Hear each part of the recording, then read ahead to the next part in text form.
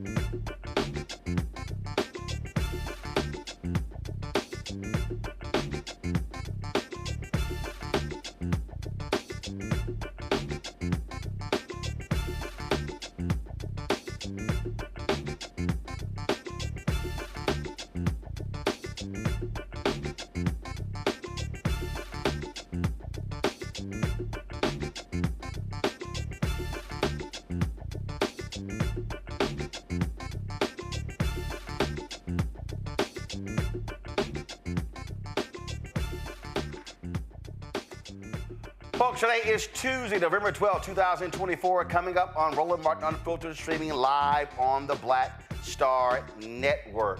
Oh, wokeism, identity politics, economic anxiety. Democrats' Monday morning quarterback as to why they lost the presidency in several U.S. Senate seats. I'll talk with Cliff Albright, co-founder of Black Voters Matter, on how this is a desperate attempt by white Democrats to frankly throw black people under the bus.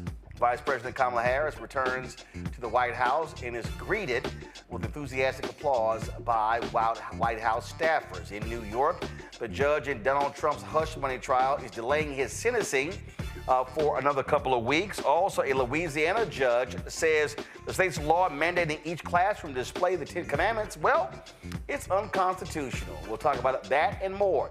It's time to bring the funk. I'm Roland Martin Unfiltered. On the Black Star Network, let's go.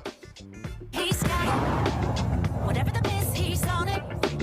Whatever it is, he's got the scoop, the fact, the find. And when it breaks, he's right on time and it's rolling.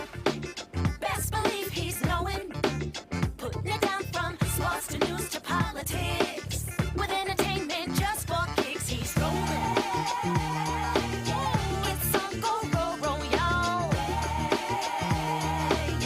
It's Roland Martin, yeah. Rolling with Roland now.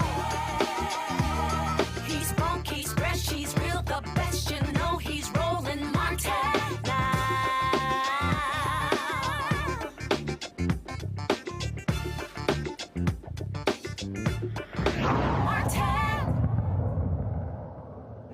Well, you can always count on white Democrats to start complaining and, oh my God, this is what happened and why we lost, and it's defund the police, it's wokeism, it's identity politics, it's all of that stuff, even though none of that stuff Vice President Kamala Harris actually talked about. It's just whining and complaining. Here's James Carville just really upset, talking about, man, we told y'all this identity crap, it's awful. Listen to this. We have no legislative power, we have no executive power, we have no judicial power. So when you're out of power, you're an opposition party. And go and tell all of the people that are sending you and asking you for money, justify what you did, justify what you did wrong, and tell us what you're going to do different. Because what you've done ain't worth a shit. Get your head around that.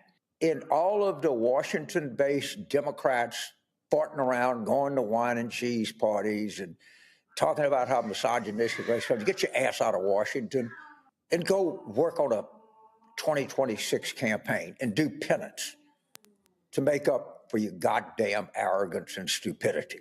Well, we're going to say we told you so. We told you this identity shit was disaster. We told you to get out in front of public safety issues. You didn't. We told you to have an open process and demonstrate the magnificent and staggering and deep talent that exists in the modern Democratic Party. You didn't. We told you to differentiate yourself from Biden. You didn't. I hate to be some fucking know-it-all, but all of these things are part of the record. Yeah. All right. So, not only that, I saw this tweet earlier, and I had to comment on it, and my next guest also commented on it. Let me find it. So, Senator Chris Murphy of Connecticut. Okay, so he posted this. Of the 20 highest median income states, Democrats won 18 of them. Of the 20 lowest median income states, Democrats won 3. Yes, race and gender play a big role in politics, but the hard truth is this: Democrats clearly aren't listening to the people we say we fight for. Cliff Albright, co-founder of Black Voters Matter. So, Cliff, also on Morning Joe yesterday, they read Maureen Dowd's column, and they were talking about. They read her entire column, and her whole column was about identity politics, and Trump got a mandate. Here's what's interesting. The votes are still being tallied. President Joe Biden won by 4.4%. Trump is going to win by about 2%. Do you recall folks calling it a mandate in 2020? No, they didn't. So it wasn't a mandate. Just because he won all 7 battleground states, that's not a mandate. The numbers are the numbers. But the thing that trips me out is all of a sudden they're blaming identity politics. And here's the thing, Cliff, they never seem to admit that whiteness is identity politics. Maleness, white maleness is identity politics. It seems that, if it's black or women or Latino or gay, that's the only identity politics that exists. Yeah, you're exactly right, Roland. And as I said in my tweet, this country was founded on identity politics. There's never been an era that hasn't been defined by identity politics, by white identity politics, by white male identity. It was literally, identity politics is literally enshrined in the Constitution. Y'all said only white men, property owners, could vote. That's the original identity politics. And every era, every decade since then has been defined by that identity politics. In fact, Cliff, here is Donald Trump touting identity politics today. Yes. And getting their money's worth. Furthermore, I will direct the Department of Justice to pursue federal civil rights cases against schools that continue to engage in racial discrimination and schools that persist in explicit, unlawful discrimination under the guise of equity will not only have their endowments taxed, but through budget reconciliation, I will advance a measure to have them fined up to the entire amount of their endowment. A portion of the seized funds will then be used as restitution for victims of these illegal and unjust policies that hurt our country so badly. Colleges have gotten hundreds of billions of dollars from hardworking taxpayers, and now we are going to get this anti-American insanity out of our institutions once and for all. We are going to have real education in America. So Donald Trump is saying, white people, I am coming to you with reparations. Exactly. And that was written into everything that he just said is a part of Project 2025. Yep. You know, the Project 2025 that he said he didn't know anything about, but before before the votes are even counted in this election, he's already rolling out the Project 2025 policies, and his transferring or transforming the Department of Justice and the Office of Civil Rights from something that investigates and deals with anti-Black racism, he is now redefining it as dealing with anti-white racism, anti-white discrimination, which doesn't exist, but that's the identity politics. And that's from Jim Crow through the Southern Strategy, right, which was identity politics defined, to Ronald Reagan, to Pat Buchanan, all the way through this person. That's all they do is identity politics. In fact, even the economic anxiety argument is really another form of identity politics, because when they talk about the working class and economic anxiety, they're only talking about the white working class, as if Black folks ain't working class. That's identity politics. It's all this country knows. And so now they say, we need to get away from these things. We don't need to be talking about these things. And so we should be talking to the individual. Let's go to that Chris Murphy tweet, because he talks about, how we're losing the folks at the bottom. Okay, there's a slight problem here, Cliff. If I looked up right now and I said, let's see, the 20 lowest medium income states. Let me just, because I tweeted this to Chris and I said, okay, you know what? Can you tell me exactly what those states are? Right. And if we looked at medium income by state, what we would realize, so let's see, the poorest states by medium income. Okay, so here we go. All right, y'all. Here are the poorest states by median income. Number one is Mississippi. Red state. Number two, West Virginia. Red state. Number three, Arkansas. Red state. So that's just three. I'm gonna pull up the other ones. Here's why I want to do that. So if we go by Chris Murphy's perspective, then Republican policies, if they were so amazing, if they were so great, if they spoke to the working class, then those wouldn't be the bottom three brokest states in the union. It would be nirvana. It would be amazing. It would be lovely economically. Folks would be flocking to Mississippi, West Virginia, and Arkansas to live and do business because it's so great. Those people, clearly, Cliff, are voting against their economic interest. Right. And what's so interesting is, you've got all these red states, and as you listed them all out, or some of them out, and if these people are so economically anxious, you would think that they would vote out the people that have been running their states for decades, not for 1 or 2 years, but for decades. In fact, last year in Mississippi's election, you had a Democratic candidate that was just talking about economics, talking about getting rid of the tax on food, which Mississippi's is the highest, right? Talking about expanding Medicaid in their state, talking about those bread and butter issues that they're trying to convince us that these folks are so economically anxious about.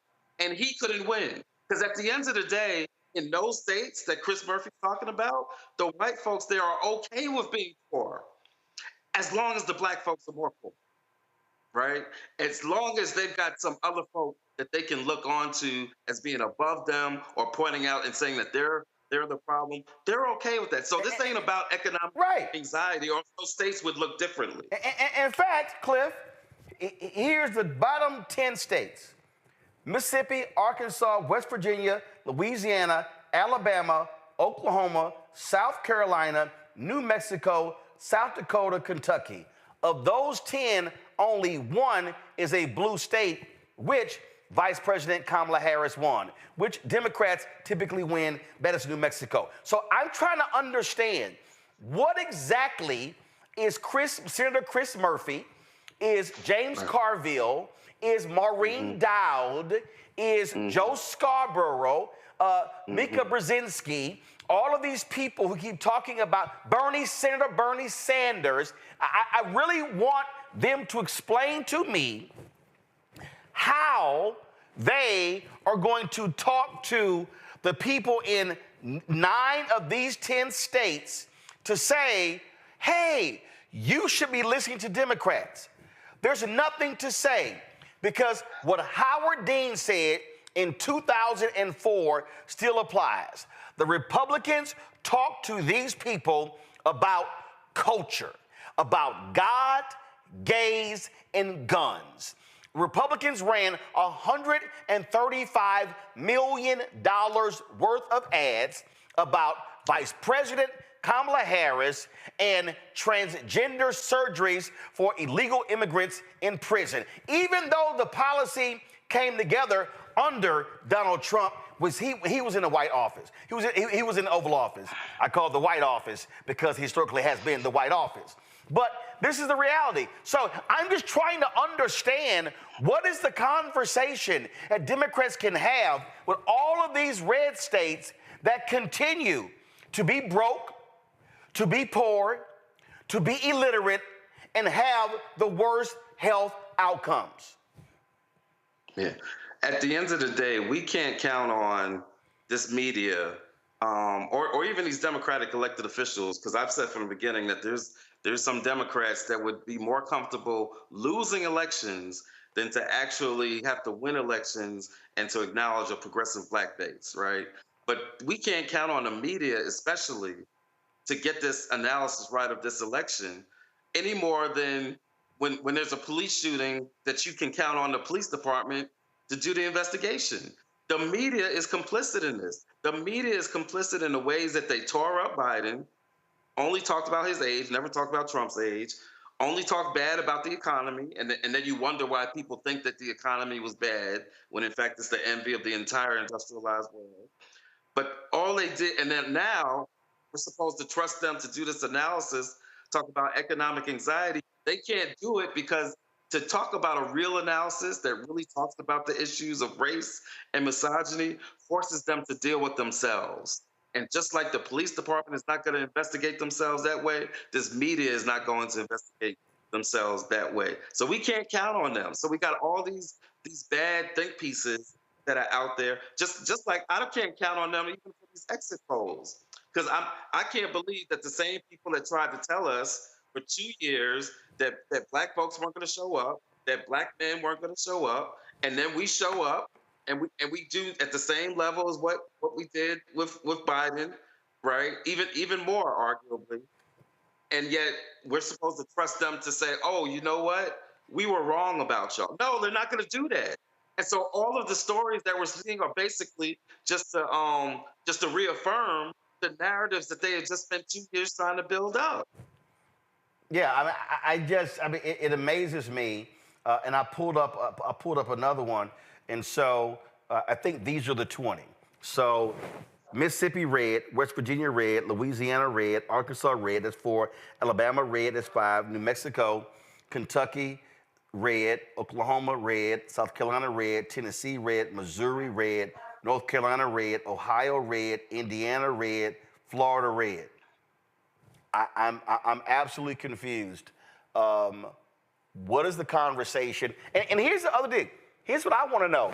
Okay, James Carville, you said, this defund shit. Biden and Harris gave more money to the cops. They actually did more. I'm sorry. Do you recall hearing Biden or Harris talk about defund the police? I didn't hear that. I didn't hear that in any Senate race. So let's see here.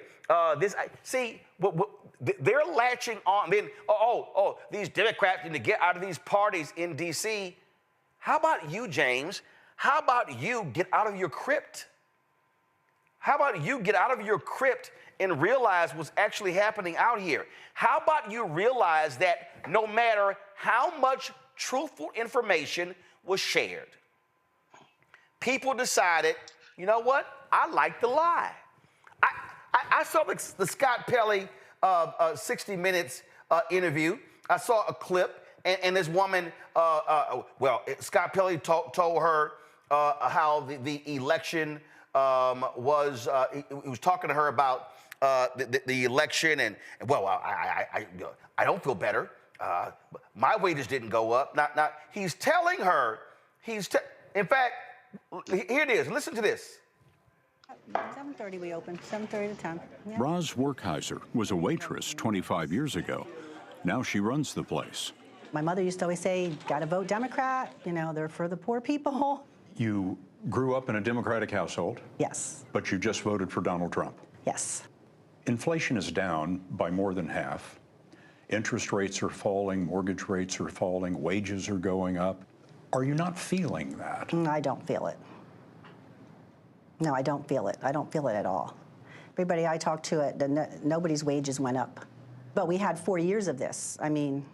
4 years. Gas was super high. Yes, it just went down now, but the past 3.5 years it was up. Okay, all right, okay. So she said gas was up. Okay, but see, again, this is the folks who, the last 4 years, it was up. There was a thing called COVID in 2020. There was a thing called COVID in 2021. And we were still impacted by COVID in 2022. So you weren't gonna be paying $1.50 for gas because people weren't going anywhere. So again, like you sit here and you go, what the hell are y'all talking about? You were coming out of COVID. There's a survey that was done recently that shows that people who identified correctly objective statements about the nature of the economy, the nature of the country, basic issues like immigration, like people who were able to identify that immigration has actually gone down over the past year and a half. People who were able to identify that inflation is actually pretty low. Yeah, I got the graphic right here. Keep going. Yeah, people that were able to identify these basic facts overwhelmingly voted for Kamala Harris. People who did not know these basic facts, they voted for Trump, right? So there is a basic problem with just the nature of like facts and information, and that's a real problem, right?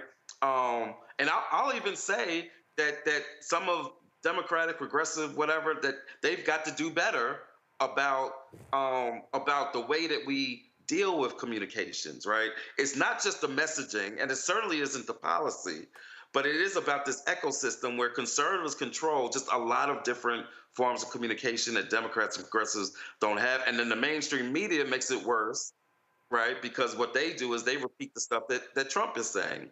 And so there's a very basic problem that if people have accurate information, then they will vote the right way. It's not even like the woman in the video said, where she's like, oh, I'm not feeling it, right? It's one thing if you say, well, yeah, I know that this is a fact, that the economy's better, I'm just not feeling it. Fine, that's your reality. I'm not asking you to whatever your lived experience, but you got to recognize what the reality is overall. And most people who voted for Trump simply are receiving different information, and they live in a different reality. But we also have to accept, Cliff, we also have to accept the fact that Donald Trump and Republicans lie. Yeah. They lie with impunity. Yeah. And Fox News and conservative talk radio and conservative digital, they protect the lie. They advance the lie. They literally push the lie. Here is somebody here talking about, and again, for all these people out here, oh my God, gas prices were high. They won't accept this fact. They won't accept the reality of what happened, but there is a reason. There is a very clear reason, first, why gas prices were low, why they then went high, and why we had inflation. Listen. Here's the accurate story that I've been telling for forever. Saudi Arabia and Russia hatched a plan to con Donald Trump into signing a huge production cut deal. And they actually did this before COVID. They were going to do this regardless of if COVID happened or not. Understand that Vladimir Putin and MBS are tight. They're very close friends. They're very close allies. Why in the world would they get in the middle of an oil price war? If not but for to get Donald Trump to the table. So COVID happened. They started the oil price war. Oil went negative. That's the zero line. So that's how far below zero it was. And they got what they wanted. They got Donald Trump to come to the table. You see, they needed his blessing because he had been threatening Saudi Arabia his entire presidency if they didn't continue increasing oil production. But they knew if they showed him a little favor, they knew if they talked to him the right way, they could pretty much convince him to do anything because it's Donald Trump. So he agreed to the OPEC 2020 deal, a 2-year production cut of 10%. So this was a 9.7 million barrel a day production cut, which at the time was almost as much as the entire U.S. production because U.S. production had fallen to 11.5 or so million barrels a day. So just imagine almost wiping out all of the United States oil production on the global market, what that would do. That deal was signed in April of 2020, and it ended May 1st of 2022. The problem with the deal was that it was a 2-year cut. That was a terrible, terrible deal. This is what happened to gas prices from the beginning of the deal to the end of the deal. This is what happened to inflation in the United States, beginning of the deal, end of the deal. This is what happened to global inflation, beginning of the deal, end of the deal. And this is what happened by the end of the deal. Saudi Aramco became the most valuable company to ever exist. And somewhere in there was a deal for Jared Kushner to get $2 billion. That is the accurate and correct depiction of the events. Because half the podcasts in the country right now are getting it wrong. So don't just share this. Share it with the right people. Those people running those podcasts, people in the media. That way they can deliver the correct information. Thanks. Here's Cliff. I mean, and that's it happened. Yep. And that's the point that I was trying to get to with that graph, and you are absolutely right by saying that people will believe the lie. So the reason that you've got this false information and people being disconnected from reality is because at the end of the day, they don't want to hear what that white brother just said when they can listen to the white racist that'll just tell them that the reason that they're in their situation is because of these black folks, it's because of these immigrants, it's because of whatever, it's because of LGBT, all of that stuff. At the end of the day, it all comes back to the racism and the misogyny. It's the same way that people, by white folks, poor white folks in Kentucky, hate Obamacare. They hate Obamacare, right? Don't talk to them about Obamacare, but talk to them about, what's it called, the Kentucky Connect or Commonwealth, whatever they call it, and they love it. They're like, don't touch my health care. I don't like Obama, he's a socialist, but don't touch my Kentucky whatever. Because as long as it's not attached to Obama, as long as it's not attached to Kamala, as long as it's not attached to some black woman, and they can instead associate with the white supremacists, then they're all good. And that's the hard truth that this country has never been ready to deal with. The last thing I'm gonna say on the identity politics thing, and you touched on it, and this is, again, the problem with the media and the problem with these weak Democrats, is they let Trump go out there and define the conversation. Nobody was running on identity politics. Kamala didn't even talk about being the first black South Asian woman. She didn't talk. In fact, if not for Trump questioning her blackness, and then crazy old Dana Bash and whoever it was asking her about it in an interview, there would have been no discussion of her identity. There would have been no discussion of somebody running as an LGBT or as a trans person, right? But they run on that, and then after the fact, Democrats want to accuse Kamala and others of running on, and Carville's an example, of running on identity. Wasn't nobody running on identity politics except for Trump. But y'all take the bait, and y'all let him define it, and then you try to say this is what she was running on. And again, this isn't to say that the campaign was perfect, right? We've got our own critiques of the campaign and the financing and how much investment was put on the ground and all that. Fine. But at the end of the day, that's not what defined this election. The same thing that defined this election is what defined the election of 2016, what almost defined the election of 2020. And so, at the end of the day, all of these critiques of the campaign and Kamala and economic anxiety, it's just more of the same foolishness that we heard after 2016. And then it causes you to then what? To shift to the right. And then that creates this self-fulfilling prophecy of now you run away from the policies that were actually successful because you're trying to be like these other folks. And in running away, you've now made it more likely that more of the base is going to look at you like you're full of crap, because you are. Well, that's why I'm still laughing. I was going back and forth with some people today. They kept talking about, Bernie got sandbagged in 2016, and Torun Walker was tweeting, talking about, I went to HBCU campuses, and he had tremendous audiences there, and I said, he couldn't get black votes. Then Breonna Gray, she was like, the poll, she was polling better among black voters than Kamala. I said, baby, Gallego was supposed to win by 8 to 10 points in Arizona and barely won. I said, don't show me no polls, show me votes. And so, again, these people are stuck in this alternate universe where they think, oh, yeah, Bernie was super progressive. This is real clear. If Bernie Sanders were the nominee, Bernie Sanders would have been $100 million in ads calling him a communist, calling him a socialist, and they would have had, and here's the deal, they called Joe Biden that. See, and that's the thing that these Democrats like Carville and Chris Murphy don't understand. It doesn't matter what your voting record is. They're going to call you a communist and a socialist. Tim Walz was a gun-loving, hunting, middle of the country Democrat, and they called him weak, impotent. They call him every name in the book. that's what they're going to do. And so the reality is, what you can't do is allow it to go under. The Harris campaign, I was told this. They literally said, oh, yeah, the transgender ads, they're not moving the needle. And I was like, I've been in Ohio, Texas, North Carolina, Georgia, Michigan, and I'm seeing 8 to 10 commercials in every game.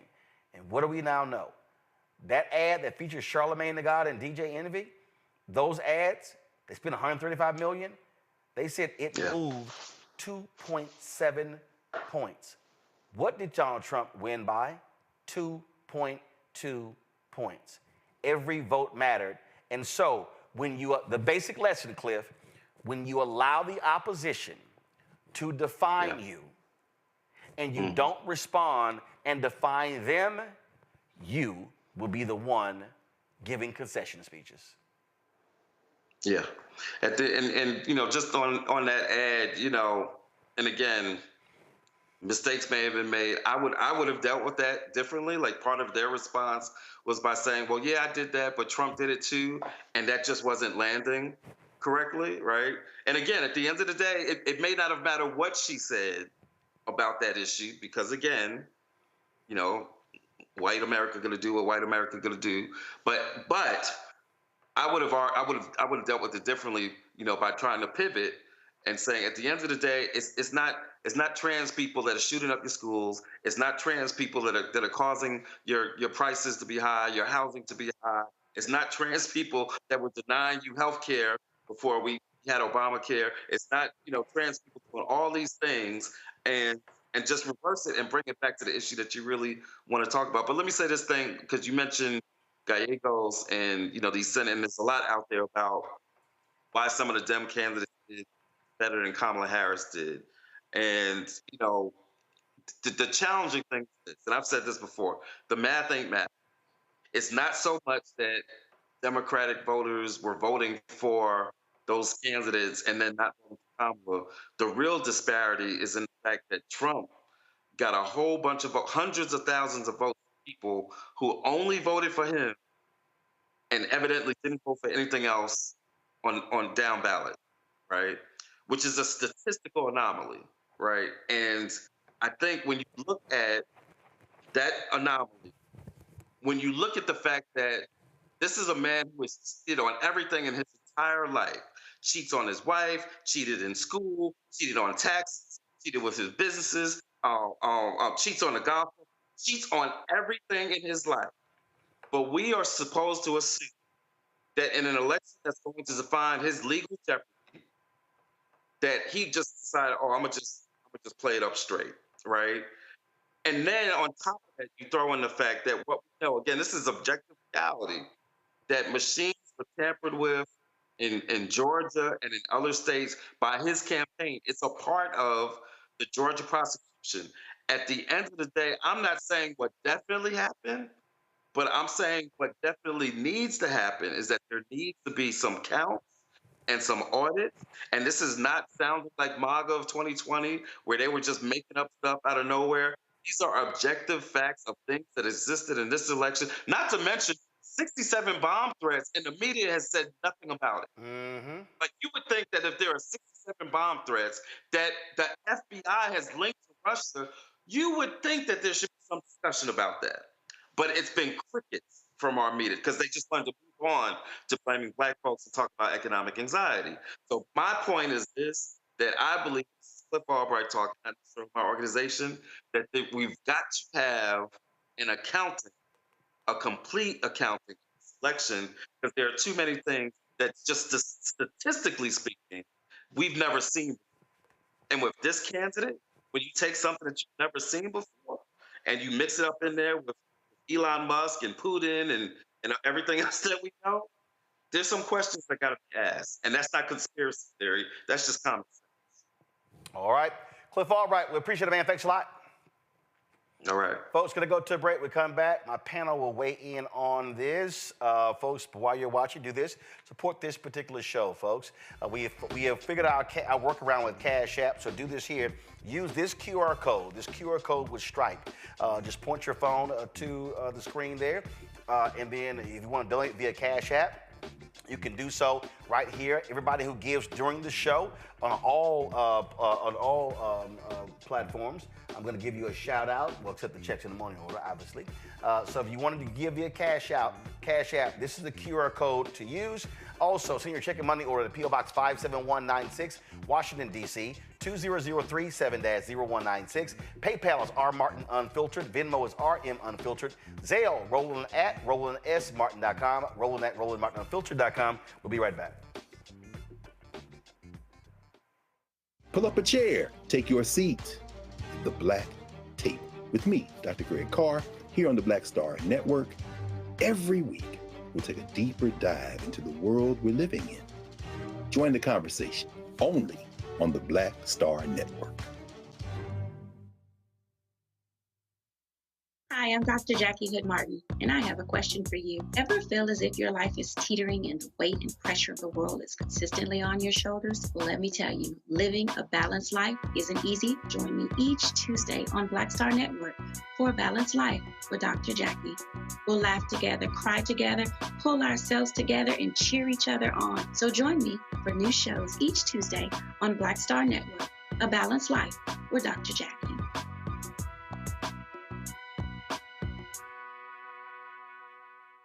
Hatred on the streets, a horrific scene, a white nationalist rally that descended into deadly violence. White people are losing their damn minds.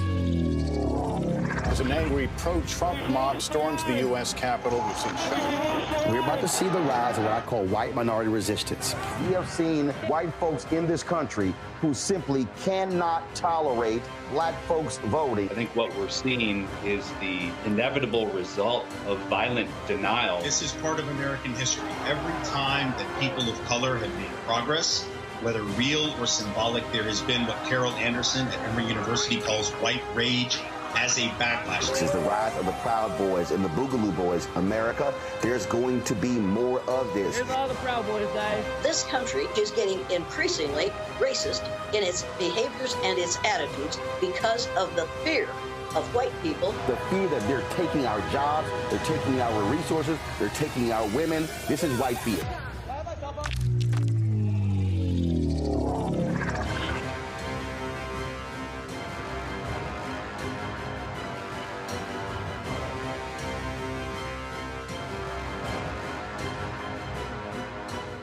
What's good, y'all? This is Doug E. Fresh, and you're watching my brother Roland Martin Unfiltered as we go a little something like this. Hit it.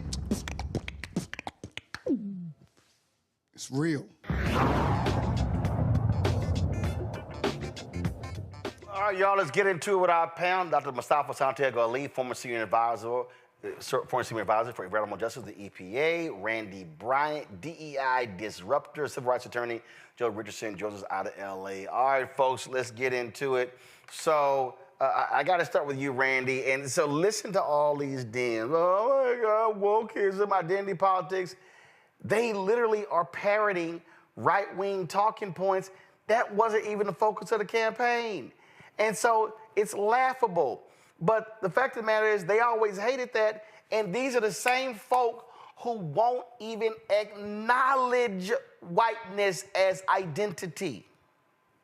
Because whiteness to them is normal and everything else is odd. And it should be our business to keep it quiet and cover it as much as we can, as if we can cover our blackness or our womanness. But that's what they want because they don't want, it makes them feel more comfortable.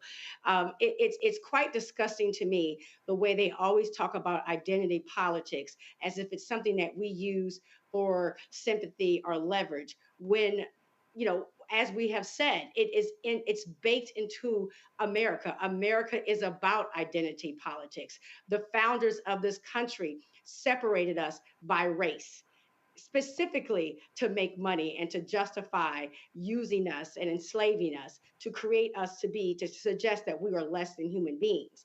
But when it's convenient for them, they want to say, it shouldn't be about race. Why does this always have to be about race when they designed everything to be about race? So that is what's so frustrating about it.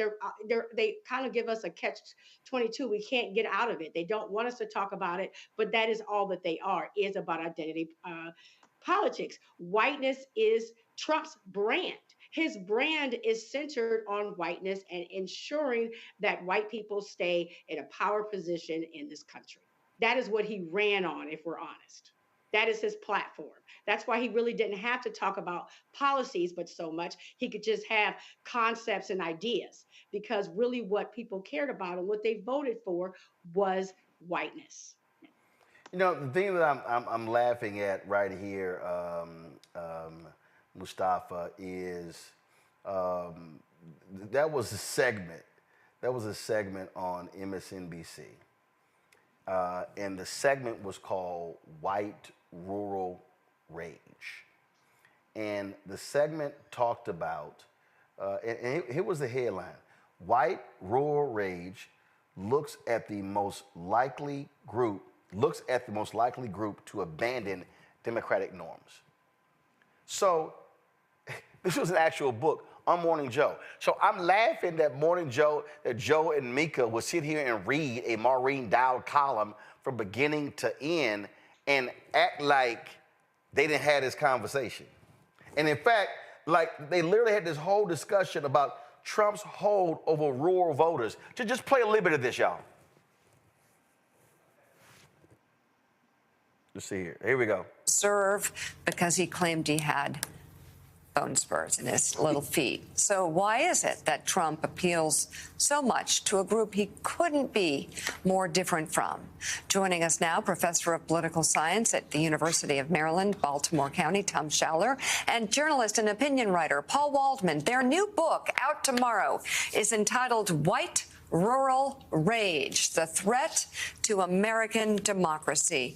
And Tom, we'll start with you. Why are white rural voters a threat to democracy at this point? You would think, as we pointed out, looking at Joe Biden's background and Donald Trump's, that the opposite would be true.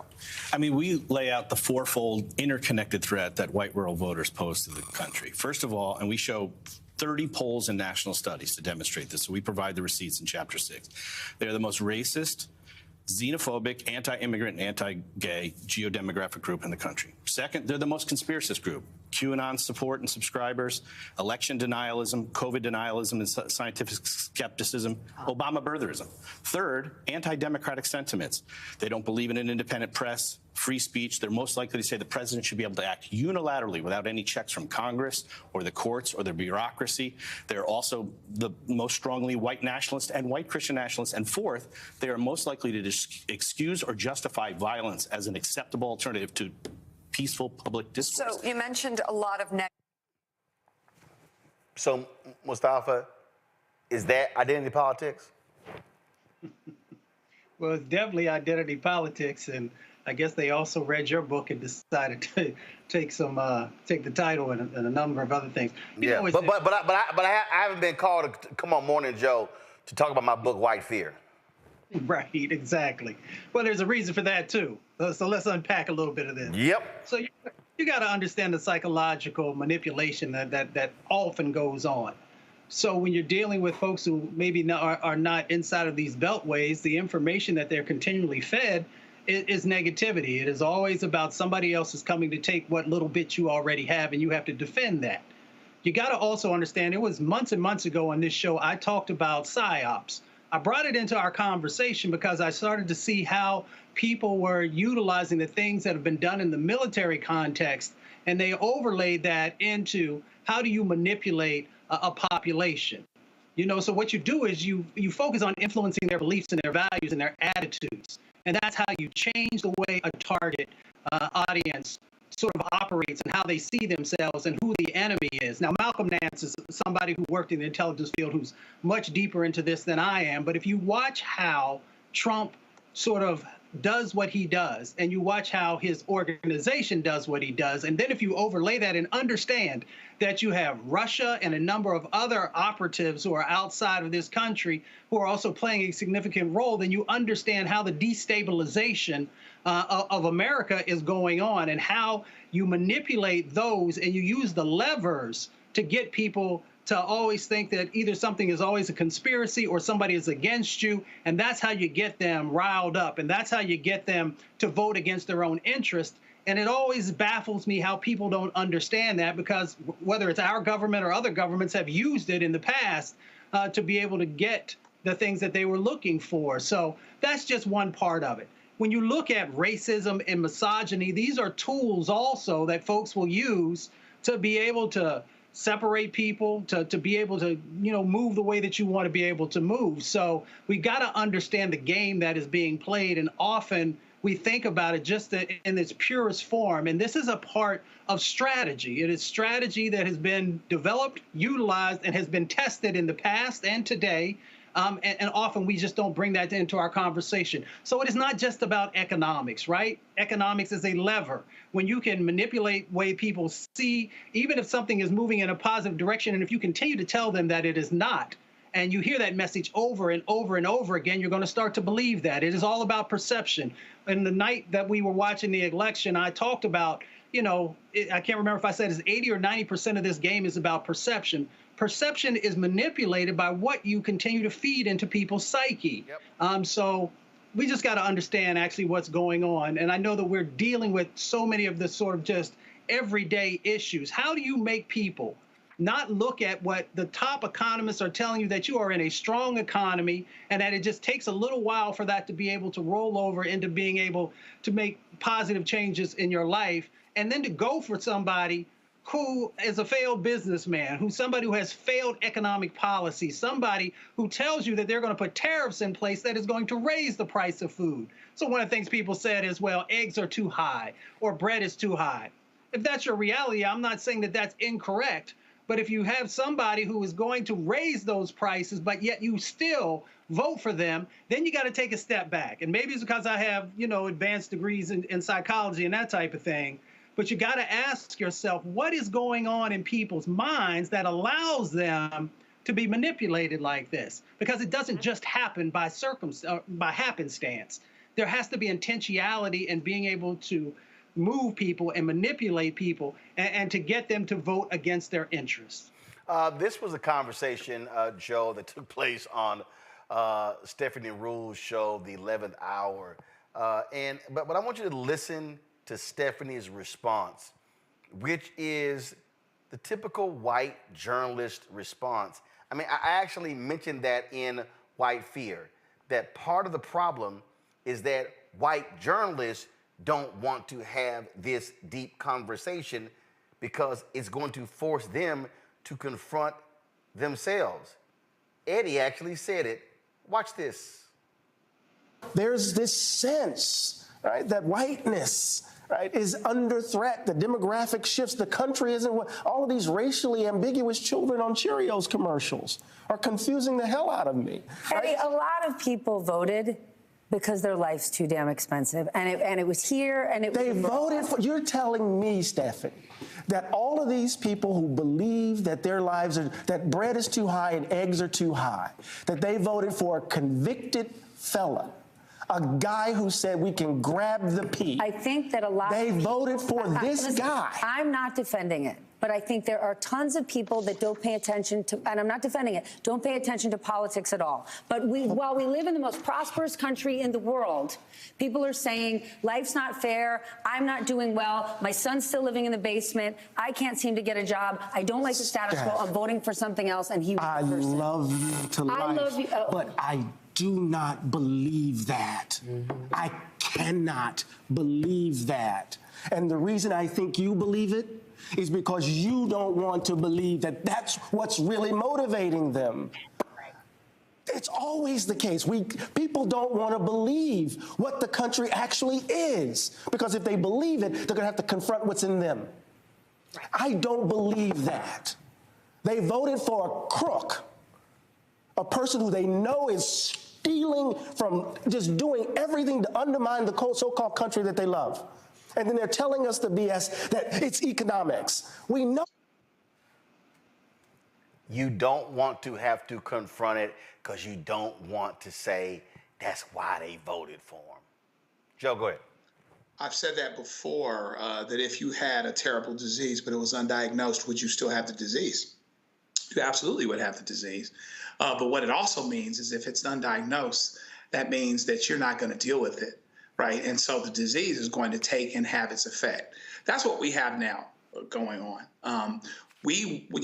There's many people out there that through their reporting, through their journalism, through their lives, through their prioritization of this or that and the other thing, they seek to embrace whiteness.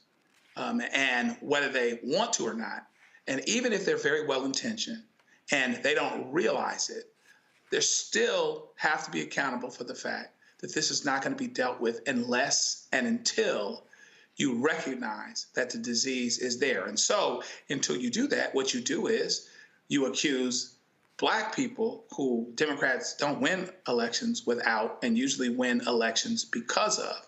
You accuse them of identity politics. You accuse Kamala Harris of wokeism, even though she stayed about as far away from wokeism and from identity politics as she could possibly have done. As a matter of fact, at the same time, she was damned if she did and damned if she didn't, because a bunch of folks were like, she really should have solidified her base and stopped trying to cater to Republican moderates and should have, supported these folks well and talked about their issues. So you've got two people both pointing at Black folks, right? Both pointing at Kamala Harris for different reasons, accusing her of things that she didn't do. And that helps you to change the subject. If you don't like what's going on, that's what you normally do. You change the subject. You change the subject to all of these things that she went out of her way to actually avoid during the campaign. And meanwhile, you don't deal with the issue at hand, actually facing the notion that we have a problem because we are based, created, and we function on identity politics. But when they do it, it's okay. But when we do it, or when we're accused of doing it, we are the reason, therefore, that an entire election is lost. But the fact of the matter is, we're the reason why elections get won. We're the most consistent Black women and then Black men. We are the most consistent supporters of the Democratic Party. And if they're not careful and people buy too much of what James Carville's saying, it's been a long time since James Carville won in the elections, with all due respect to him. If we buy into that, if they buy into it, we buy into that so much, they buy into that so much, maybe we can just, we might decide to pull back and then we'll see what the Democrats do then. And I'm not sure that they want that. Randy, I wrote this, the next agenda for white America. White fear isn't just revealed through the talking heads on conservative cable networks. The silence and indifference of liberal white America is just as destructive as any gun-slinging, Confederate flag-waving conservative. While the economic or societal implications of a more diverse America may not pose an immediate threat to the average white liberal, the force of white fear will certainly rear its head when their liberal agenda feels challenged. Here's a perfect example. I had sent this book to a network, a network president, but also a network host. The host called me and the host said, I would love to get you on my show, but my white producers don't like the title. Mm-hmm. I have never said to any producer, yeah, don't book that person because I don't like the title of their book. The white producers did not like the fact that I said white fear, how the browning of America is making white folks lose their minds. I used the cover art of January 6th. Y'all can pull up the white fear graphic.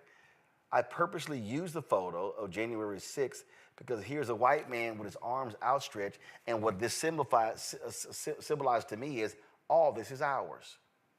Why were they angry in that day? Because of Donald Trump kept saying that he was cheated in Atlanta, Philadelphia, Milwaukee, and Detroit. And so the reality is that we are in this space right now Because again, white media does not want to have a real honest conversation. All of these, Scott Pelley going to Pennsylvania, CNN going to talk to Latino voters in Atlanta. Here's the challenge. I would love to see ABC, NBC, CBS, CNN, MSNBC. We know Fox News not going to do it because they ain't got no problem talking to the racists. I would love to see these networks send people. Take that list Chris Murphy said. We only won 3 of the lowest median states. Okay, go to those states and say, I'm curious, you voted for Donald Trump? Yeah, I did. Are you in the Affordable Care Act? Yes, I am. Trump wants to get rid of that. So do Republicans. Are you hopeful that with his tax cuts, companies are going to put more money into the pockets of workers than their own? Oh, yeah, Scott. I absolutely want that. Do you realize that when he gave them the last tax cut, they used it for stock buybacks? Do you own stock? No, Scott, I don't own stock. Okay. Are you aware that? Please tell me about the education in your state. Oh, we got an awful education system. Your state ranks 47th, 48th, 49th, or 50th in the country. Are you aware that Donald Trump wants to get rid of the Department of Education? No, I wasn't aware of that. So please tell me, you want your wages to go up, you want better health care, you want a better education system, and you've voted for U.S. senators and president who hasn't improved any of that. What are you doing? You notice, Randy, not a single network will do that. Right. The primary reason that I became the DEI disruptor, honestly, was because, I'm traveling, I'm working with all these major companies. Of course, mainly there are white people who are hiring me that are in charge. And they were very comfortable when we talked about DEI. What that meant to them, honestly, was LGBTQIA and women, because that's where they were comfortable. They really do not want you to talk about Blackness. In companies, in the government, they do not want to, in media, they don't want to confront Blackness. They don't want to confront our situation in America. They don't want to talk about the history, why we are where we are. And so they avoid it altogether. So the media is not going to do that.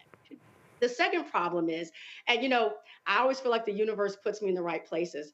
Left your studio after the election, caught like 1:30 in the morning, caught a plane the next day to go to Alabama to attend Tuskegee's homecoming. And I'm up here in Buc-ee's, the big, I don't know what you would call that thing, but it's like a gas station, convenience store, everything, Walmart. And there it's rural, and there are a lot of white people in there, and they have on these shirts. Like, if you don't like Trump, then so and so, they're like these shirts that would be somewhat controversial. And I needed to be there because it helped me to understand how Trump pulled it off again. And what we must say that Trump has done a great job of doing is that he creates this idea of it's us against them. It is a war. And so these people just want their team to win. It is as basic for them as a football game. I'm telling you, they are not thinking about policies. They are not thinking about the economy. They don't care about the Department of Education, the school system. They just want to win, and they want to win their whiteness.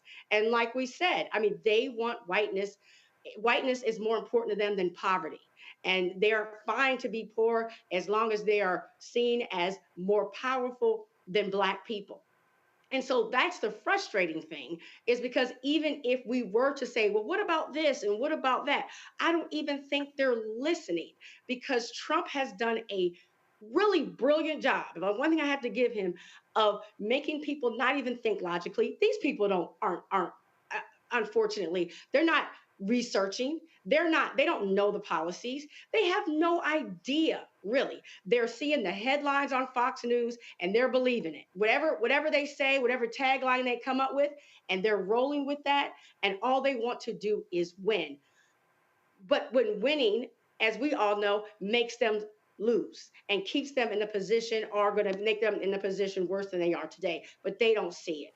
He has, Trump has elevated whiteness, brought it back in the way that it was seen, which we thought we'd escaped a little bit, not much. We were making progress, but he has brought that back, and they have bought it completely. And that's all they care about, is winning and hanging on to their absolute whiteness. And so, no, they don't want to talk about white fear. The media doesn't want to talk about it because they are white too, right? And one last thing, of course, because of what I do, I have a lot of white women who come into my comments and they're talking, and they are so comfortable talking about sexism and misogyny. And that is why, Kamala did not win. But the minute I bring up race, they really are uncomfortable with that. They want to say, no, that wasn't it. They'll say, what about Barack Obama? And I said, why are you so comfortable looking at sexism and misogyny?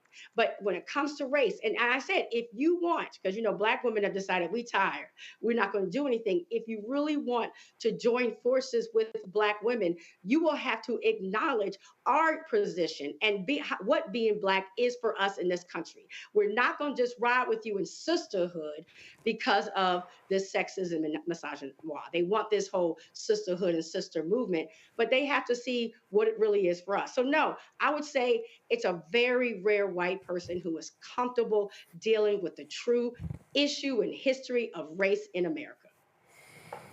Absolutely. So I just love all of these different takes, and they're trying to come up with, oh no, focus on this, focus on that, when they did those things. Biden Harris literally did those things. Now, you could say they didn't talk about them enough, but they actually did them. So let's see what they say when Trump does it. Gotta go to break. We come back. More on, okay, there we go.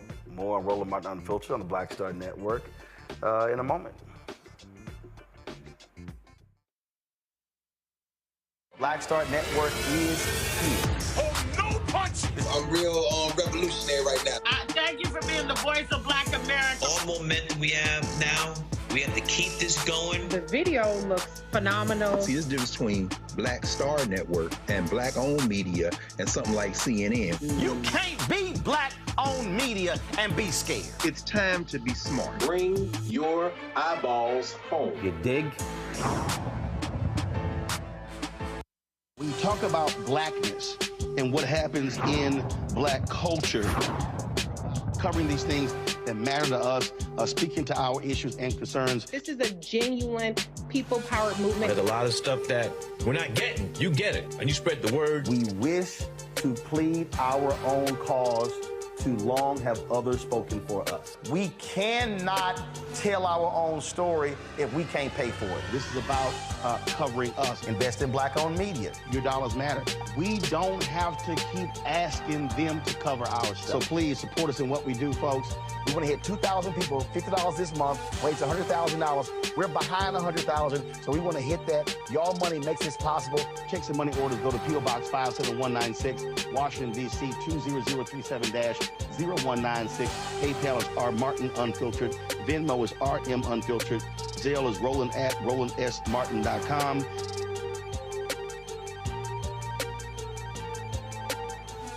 Pull up a chair, take your seat. The Black Tape with me, Dr. Greg Carr, here on the Black Star Network. Every week, we'll take a deeper dive into the world we're living in. Join the conversation only on the Black Star Network. Hey, yo, what's up? This is Mr. Dalvin right here. What's up? This is KC. Sitting here representing the JODECI, that's Jodeci, right here on Roland Martin Unfiltered.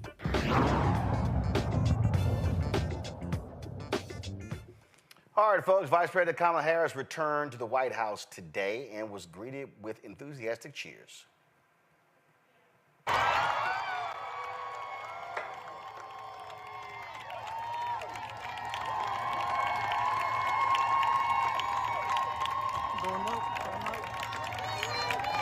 Got your love. Camera crew in the way. Camera. Okay.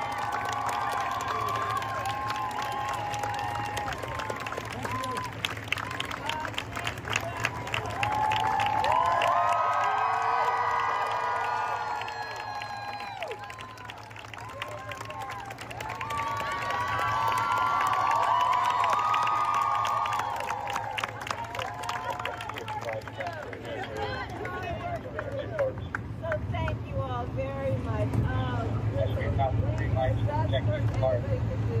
We can dedicate ourselves to the people, to public service, to lifting folks up, knowing we have the power. And when we do that work, we make a difference. And you all are a part of doing that work every single day. And I am so grateful to each of you. So let's get back to work because we still have work to get done. And I'm sending you all my love and thanks. Thank you, everyone.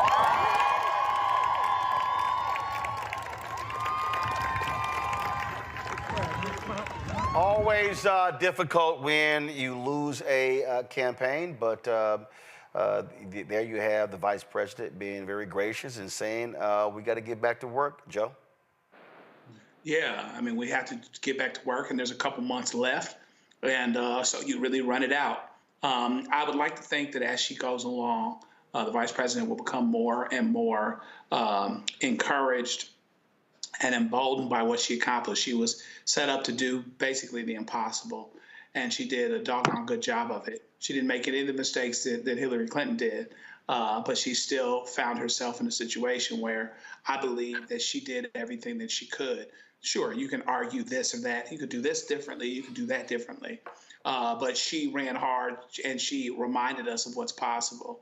And sometimes we have to have perspective. When we don't win an election and we think it's a crucial election, everyone is, and we feel a certain type of way about it, we have to remind ourselves of how far we've come. And she has shown us how far that we've come. She was where she needed to be. The party put her in a position. Maybe the party didn't do everything that it could, or on the back end, there's some finger pointing that shouldn't be going on, but that's par for the course. But I'm glad that she did what she did. I'm glad she ran it the way that she ran it. She shouldn't have any regrets that way. And hopefully we'll be able to move forward, and hopefully she'll be able to move forward, because she doesn't have to be done in politics if she doesn't want to be. And I'd like to think that her best contributions are still ahead. Randy? I feel exactly the same. I have definitely been thinking about her, and I just want her to know that she still created such joy and hope for millions of Americans, and that she was able to do that in what she had 116 days or something like that is quite remarkable. And she still is the vice president of this country as a Black woman. And so she is to be celebrated and looked up to. And yeah, I'm just incredibly proud of her. And I hope that she feels that and knows that. Mustafa? What did Dr. King said? The arc of the moral universe is long, but it bends towards justice. I mean, the things that we saw her be able to accomplish in 100 days is something that it would have took many other individuals a considerable longer time to actually build infrastructure, to be able to get the message out there, to be able to raise the funds that are necessary to be able to compete, so forth and so on. So what it did was it showed her brilliance and resilience. She reminds me of both Fannie Lou Hamer and Rosa Parks and Ida B. Wells and Shirley Chisholm. And I'm sure if Shirley was still with us, she would tell her, you know, how thankful she is for getting us that much closer to that final goal. So she just took the baton, took it a little bit further, and there will be someone else who will come. Another sister will come, and they will help to make it across the finish line. So excellent job, and we'll continue to fight on. Indeed, folks. So you go on, and so if the Senate needs to be focused on confirming as many of the federal judicial picks as they can, that to me is critically important, and also locking down some of the other nominations and getting a lot of that stuff done. So hopefully you'll see President Biden as well as Vice President Harris actually doing that. Folks, the judge overseeing Donald Trump's New York criminal trial has delayed a key ruling on Tuesday that whether the president's elect's conviction should be set aside. Trump's team wants the case dismissed, and the prosecution says it needs time to evaluate the next steps. Now that Trump has been reelected, the court has granted them a week's delay to provide their position. Trump's sentencing was scheduled for November 26th, but that has also been put on hold. A jury convicted him in May on 34 felony counts related to hush money payments made to adult film actress Stormy Daniels. See, here's what I don't understand, Joe. Okay? He was convicted before the election. Him being elected ain't got a damn thing to do with actually what happened. And this idea that because he's now been elected, you get to set aside the conviction. That is absolutely illogical. There was a state representative in Texas who was convicted, who went to jail while still being a state rep. What am I missing here? Yeah, she should. It shouldn't make a difference, right? First of all, it's a state case, right? And the feds don't have jurisdiction, so he doesn't have the ability to pardon himself, right? So nothing like that is going to happen, right? And this is a conviction. The horse is already out of the barn, as it were. This is a conviction. He, may appeal it, et cetera, but normally you're going to appeal it after the sentence, right? And so really, because it's a conviction and he's already convicted and it happened before he was elected, that should be running out. Now, of course, as a practical matter, with the appeal and all these other things, this could go on for years. But that being said, there's still the matter of sentencing him because he has been convicted. And maybe we're in another space where the judges or whoever else is just worried about how it's going to look. The fact that you have, a guy that you've elected president that has been convicted of a crime and you possibly sentence him. Yeah, he's a convicted criminal. That's what you do. It's not the jury's fault that we're here. It's not the prosecutor's fault that we're here, other than the fact that the prosecutor exercised the discretion to bring a case where they believe that they could get a conviction. And guess what? They got a conviction. Quit undermining. This is another way, whether they want to admit it or not, where we undermine who we are and what we're looking at. Yes, we elected a guy that's been convicted of 34 charges, and he should be sentenced just like anybody else would.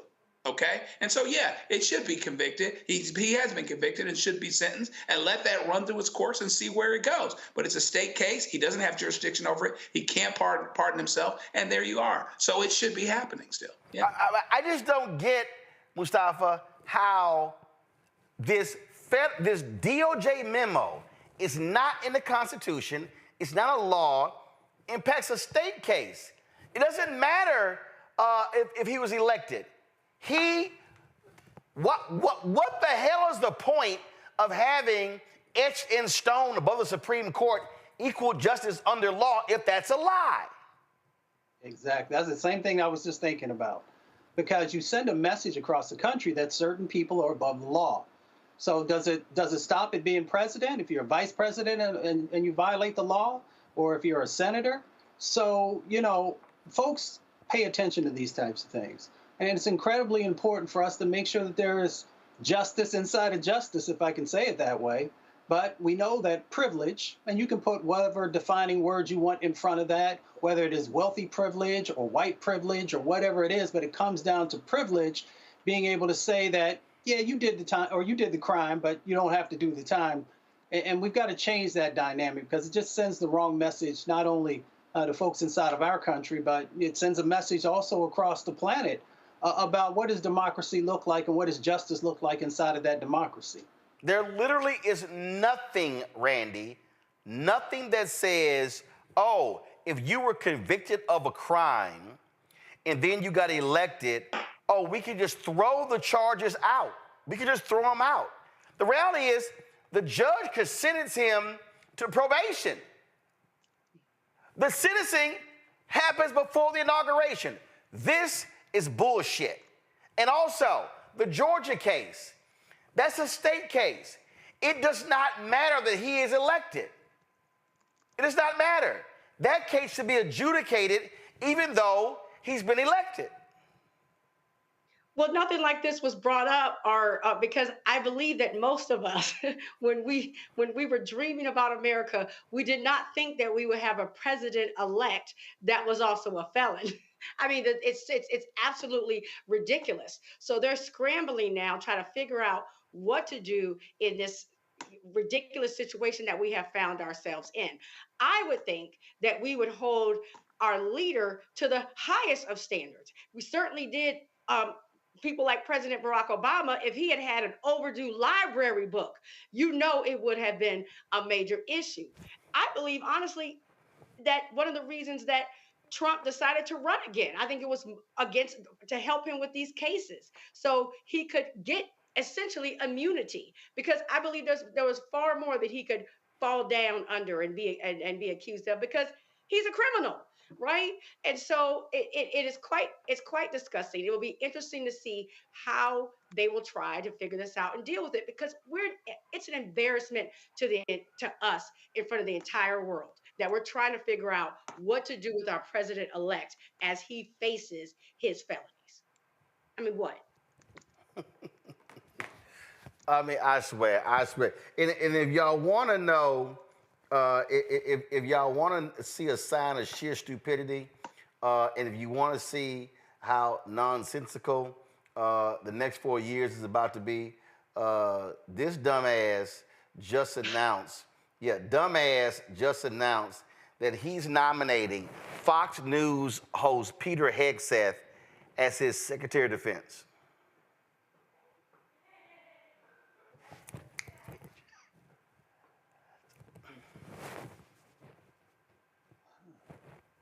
No words. It's a joke. I mean, it's a very deadly joke, right? That is a position where you need to have someone who has an extreme amount of experience in that space. So we often laugh at some of these choices that are being made. In many instances, these are life and death situations with the people that they're putting in place.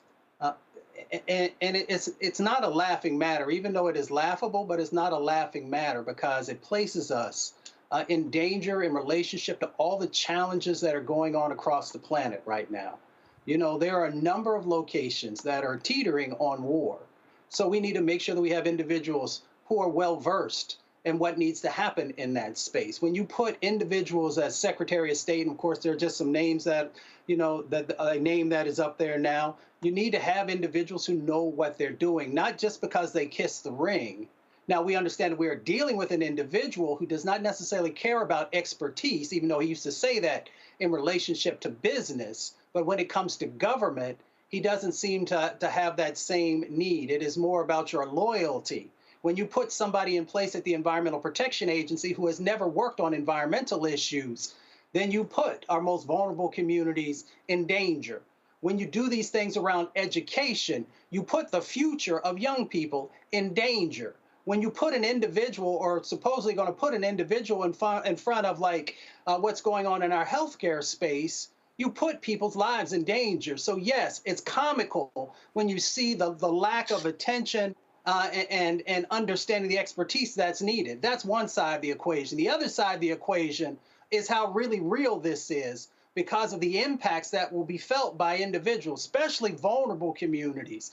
But in totality, everyone should be paying attention and should be speaking out and really pushing, even though I don't know if it will do any good, for them to actually put people in place who know what they're doing. I don't know. Who wants to comment?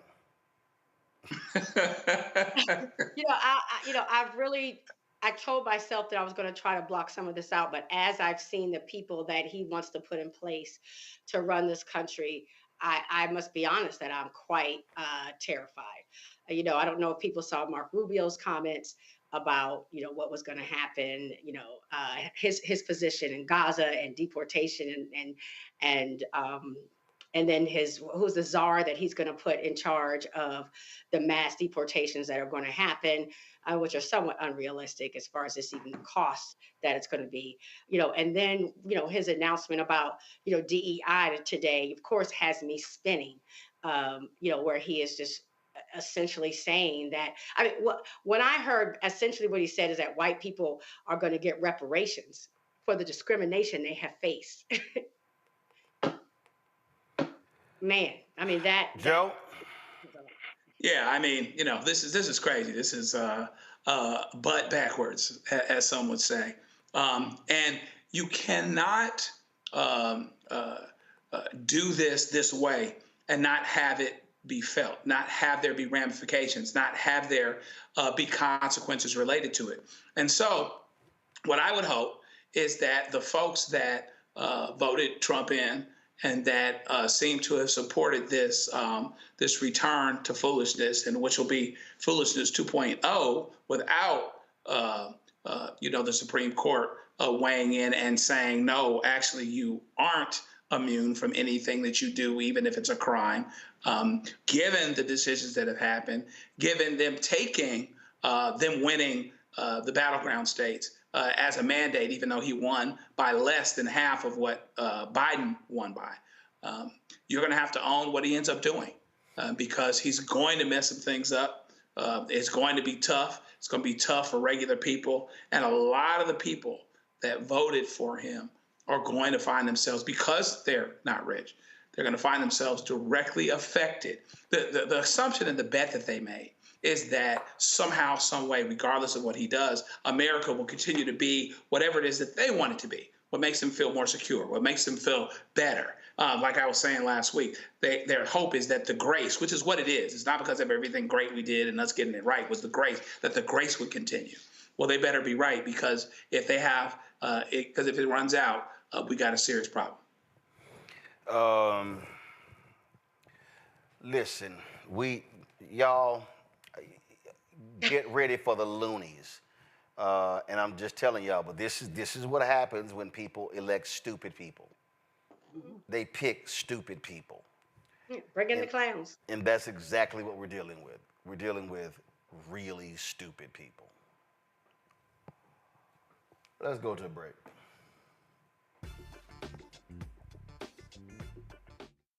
Hatred on the streets, a horrific scene, a white nationalist rally that descended into deadly violence. White people are losing their damn minds. As an angry pro-Trump mob storms the U.S. Capitol, we've seen We're about to see the rise of what I call white minority resistance.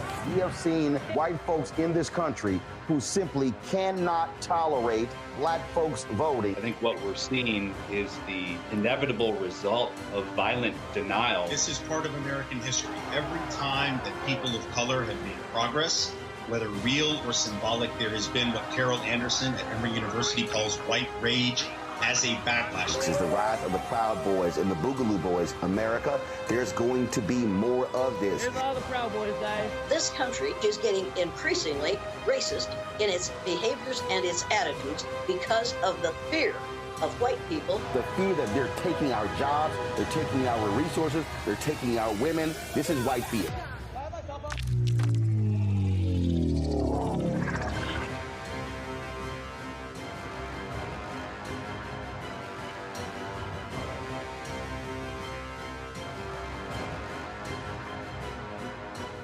Hi, I'm Dr. Jackie Hood Martin, and I have a question for you. Ever feel as if your life is teetering and the weight and pressure of the world is consistently on your shoulders? Well, let me tell you, living a balanced life isn't easy. Join me each Tuesday on Black Star Network for A Balanced Life with Dr. Jackie.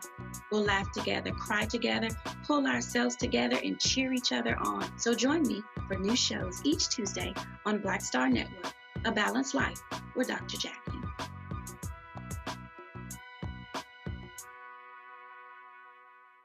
Pull up a chair, take your seat. The Black Tape with me, Dr. Greg Carr, here on the Black Star Network. Every week, we'll take a deeper dive into the world we're living in. Join the conversation only on the Black Star Network. Bruce Smith, creator and executive producer of The Proud Family, Louder and Prouder, and you're watching Roland Martin Unfiltered.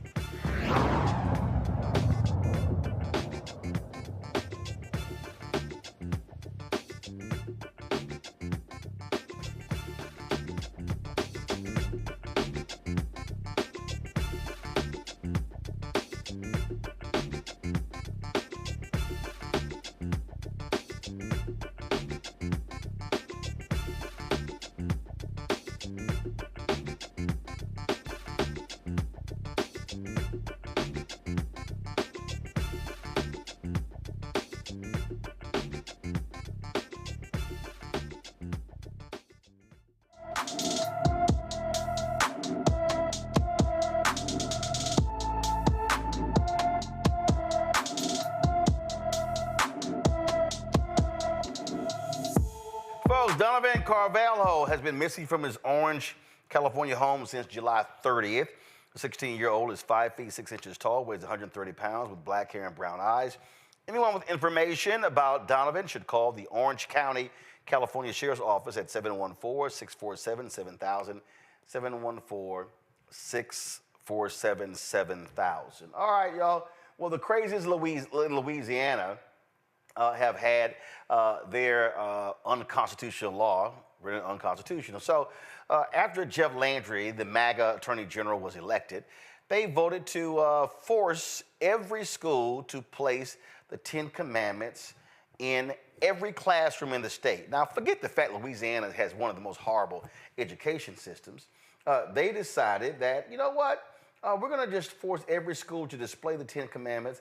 Federal judge said, no, that ain't going to work. Said that Louisiana officials cannot enforce HB 71. They also must notify the schools that it is unconstitutional. The 177-page ruling, of course, is going to be appealed by Attorney General Liz Morrell. Check this out. Jeff Landry, the governor, says, oh, he can't wait to be sued. Well, guess what? You got sued, and they claim they're going to appeal. Just this, Joe, is... people need to understand really what the goal here is. Republicans want to create a theocracy. They want funding for religious schools. They want this to happen, and they want this to be white Christian nationalism. That's what this is all about. This is why they do things that are specifically against the Constitution and specifically against established Supreme Court precedent. This was dealt with decades ago, separation of church and state. Same kind of situation, similar facts, dealt with that way. But you're going to see a lot of this. You're going to see a lot of them, based on their worldview, bringing cases that are totally unconstitutional, et cetera. But hell, who can blame him? When you know who the Supreme Court is, you want some things to be re-litigated or reconsidered that haven't been for a while. And meanwhile, back at the ranch, you rally your base, you rally your folks, you're doing the things that you're supposed to do in their eyes, and you might even win one or two of them. But this is a clear example of something that shouldn't be brought, because the separation of church and state is fundamental, and there is a Supreme Court case that's on point related to this issue. But again, this is the beginning of, you're going to see 4 years of this. You're going to see a lot of this, bringing things based on worldview, disregard the Constitution, disregard any of that, because what they believe is that in the judiciary, largely appointed by Trump, they will find people that will go along with them related to that. And to the extent that there are people that aren't going along with them, they will use that in their continued culture war and cultural value, culture battle to get rid of the people, the things, and maybe even, God forbid, the institutions that don't seem to go along with them. To Joe's point, Randy, go to my iPad. This is the NOLA.com. Louisiana is the first state to require public schools to post the 10 Commandments in more than 40 years after the U.S. Supreme Court struck down a similar Kentucky law in 1980. In its ruling, the Gravelist said the new law is, quote, legally indistinguishable from Stone versus Graham, the one that High Court struck down. Yeah, Randy, they want this to go back, and they think, oh, 6-3 majority. We got some religious zealots like Sam Alito, like Amy Coney Barrett, like Clarence Thomas. Yo, we might win. Right. They, even though they know that, that is not what we have decided for this country a long time ago, they are going to just be throwing things at the wall, because guess what? They may stick. They have a Supreme Court that heavily favors them. I'm sure that they're even planning to get 2 more justices, during his tenure. So yeah, and they want it to be a society that is really not thinking for ourselves anymore, but we are following the way they see the world. That's Christian, that's white. It takes me back to the days where every morning I had to get up and pledge allegiance to the flag, and that is, I believe that's what they want us to get back to. They are, when they say take America back, they were not playing. That's what they meant. And Mustafa's gonna be more of this, a lot more. Yeah, without a doubt. I mean, it's part of the strategy. You can't hate the game, right? They've been very clear about what they wanted to do, how they were going to do it, and people still refuse to believe them. So they will raise more money off of this for their fundraising. They will feed their base, which keeps everything whipped up. And they will also use these things as bouncing balls so that you're not paying attention to the fact that they haven't been able to address many of the issues that people said that they were voting for, whether it is the prices of food in the supermarket or gas prices or a number of other things. So they'll have you paying attention to these things over on the right-hand side while they're not doing anything to address what they said they were going to do. And you want to talk about, again, how stupid these people are. So they've been making a big deal about this on social media because when Fox Sports did their broadcast on a carrier, national anthem was being played, and this was Michael Strahan. So they have been attacking Strahan, angry and upset. But here's what I find to be real interesting. So while they are attacking Strahan, here was a video of Donald Trump while the national anthem was being played. He's over here waving. He's over here dancing. He's over here speaking to people, all this sort of stuff. I'm sorry, is his hand over his heart? No, it's not. Oh, I know some of y'all might say, well, that's a video at Mar-a-Lago. Okay. Here's the White House. So this is where I just fundamentally will say, MAGA, y'all can kiss our collective ass. Because this is sheer stupidity. Jay Glazer posted this tweet. He said, I've just seen the criticism of Michael Strahan. Let me tell you this. I don't know if I have a friend who was more proud of his military roots than Michael. Growing up on an Army base, constantly talking about what he learned from his dad, Major General Strahan, and how his time there shaped him. I heard it constantly, still do.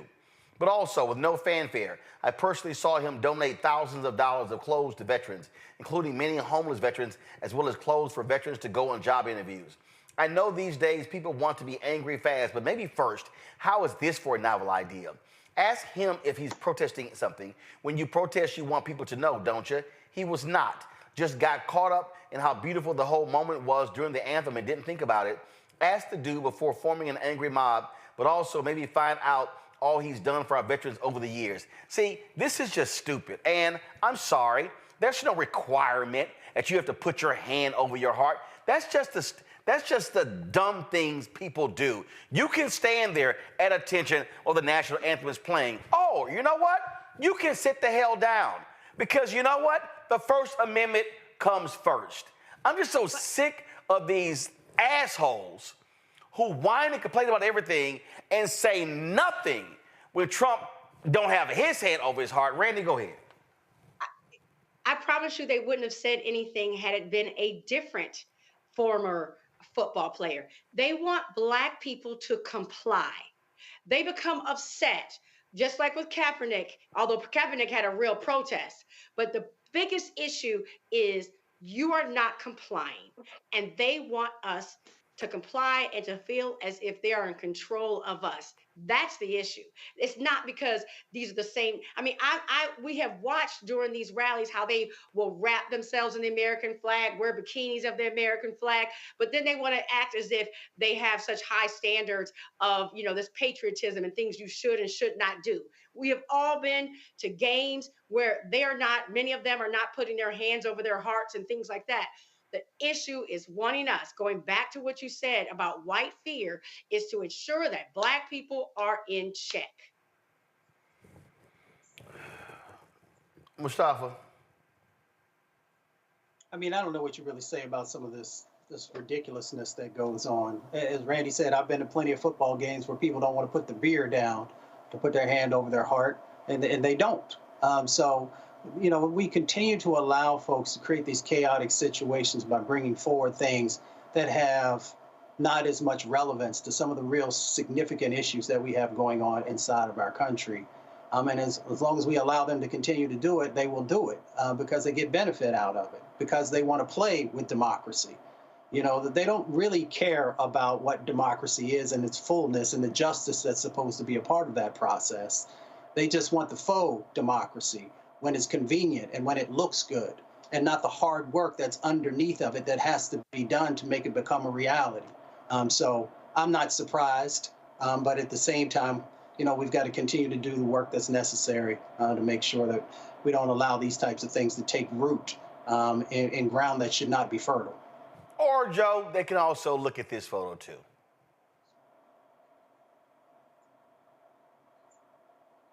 You won't hear them whining about that one, huh? Yeah, I mean, hey, listen,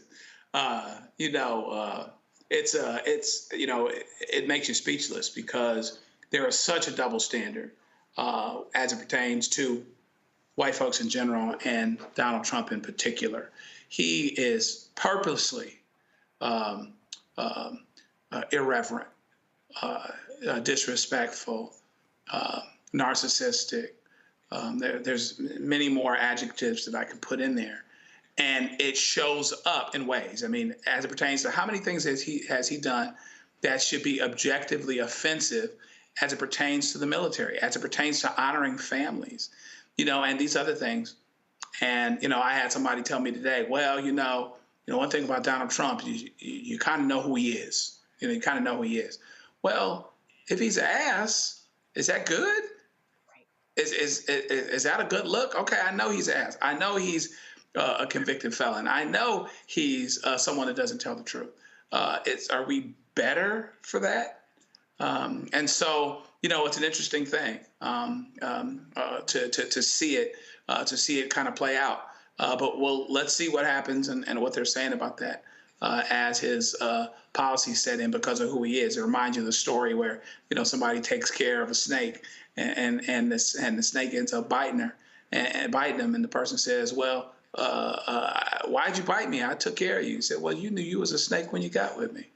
So, it's interesting to see what we're doing. We expect it to be something different than what it actually is. So I guess we'll see how we end up feeling about that. Absolutely. Folks, a federal grand jury has indicted a Kentucky lieutenant from the Federal Bureau of Prisons for civil rights violations. Zachary Toney, who worked at the U.S. Penitentiary McCreary in Pine Knot, is accused of using unlawful force against an individual and falsifying records to obstruct an investigation. According to the indictment, Toney allegedly kicked and struck a handcuffed victim repeatedly, causing bodily harm. He then lied about it. Well, that's no shock. They always lie in those reports. Omitting the use of force and claiming no injuries took place, Toney also instructed correction officers to exclude observations of his actions from their reports. If convicted, he could face up to 10 years in prison for deprivation of rights, up to 20 years for each count related to falsification of records and witness tampering. And so don't be surprised at all, Joe, if we don't see these type of prosecutions under a Trump Department of Justice. Listen. It's in my notes. These are going away. All right. These are going away. You're going to see that list. You're going to see lying guys who actually want to prosecute the bad guys being told which bad guys they can prosecute and which ones they can't, or being told that, this is where you go, or being replaced if they don't do that.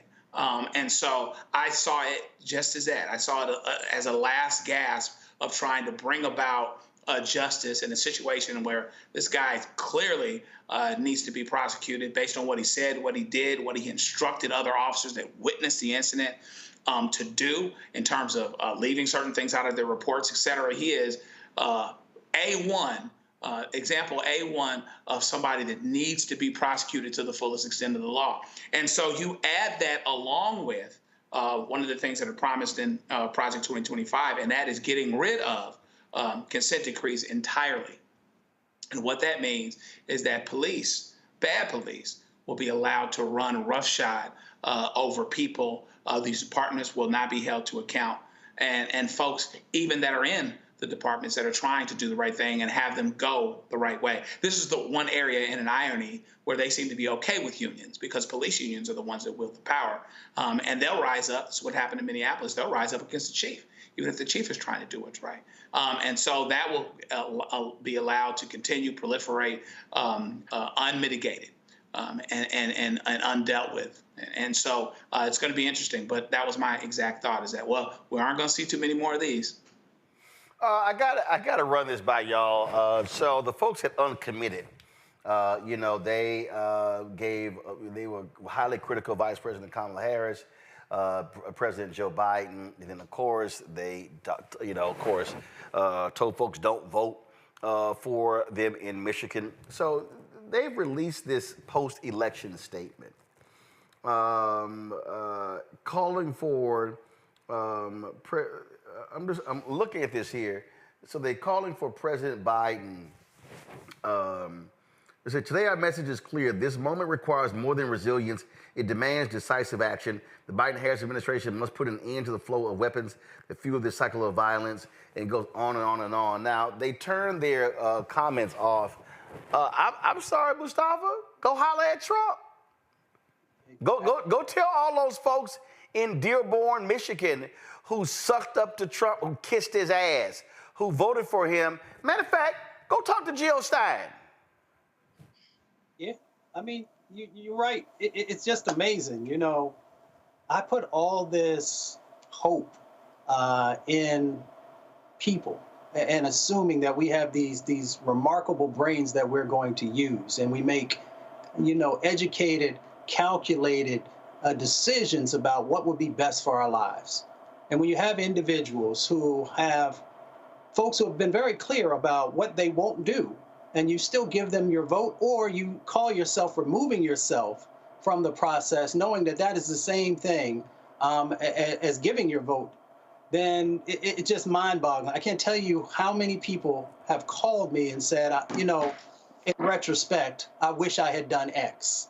Well, you can wish that you had done X, but you made a choice to either vote for Trump, or you made a choice to remove yourself from the electoral process. And there are going to be outcomes that are going to be detrimental to the folks who you said you cared about and who you were trying to advocate for. You could have had an administration that would have at least sat down and listened to you, and then you could have negotiated with them for some of the things that you wanted.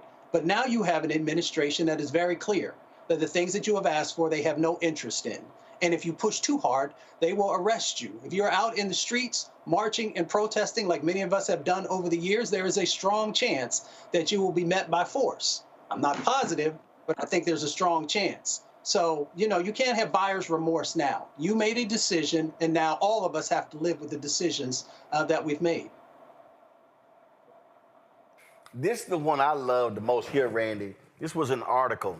The mood in Dearborn is a complex mix of disbelief and wary curiosity. Trump came to Dearborn and made a lot of promises. He said, adding that residents he has spoken to are wondering what Trump will do for Palestinians. LOI thinks the reality is obvious. It's clear as day that he's playing us. I think he's going to target us.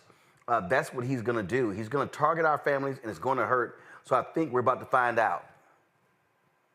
Yeah, Randy, you're about to find out because you fucked around. Yeah, exactly. I was going to say they fucked around, and now they're going to find out, and they're going to find out swiftly. And, you know, people try. Look, we tried to tell you. I mean, you know, we tried our best to tell you. And Trump told you. I mean, this is the man that I think the first executive order, or one of the first he did it, his last, was the Muslim ban. I mean, he has been very clear about who he is. People just did not want to believe him. And they wanted to justify their misogyny and their racism and say, oh, it's because of this issue and that issue. But they did not believe who Trump told him he was. I mean, to me, he's been clear.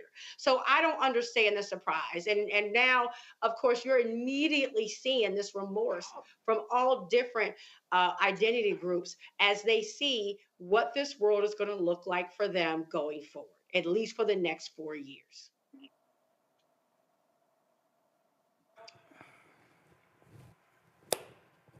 Joe? Yeah, again, just like I said, you know, people are assuming that this America will continue being this great America, whatever it is that they want it to be. But somebody's going to get hurt under this thing. And I believe that the Palestinians, you know, I think that the Palestinians, I don't think that there's much public sentiment at all that's going to weigh any amount at all, any measurable amount in that administration. So as bad as they feel like they've done over the last 4 years, it certainly doesn't get better. I don't think there's any question that it gets better, that it'll get better. It's going to get worse. I think it's going to get a whole lot worse. So we're going to see a lot of these stories, y'all, happening over the next few months, and I dare say 4 years. So we're going to roll this every time we see one of these stories.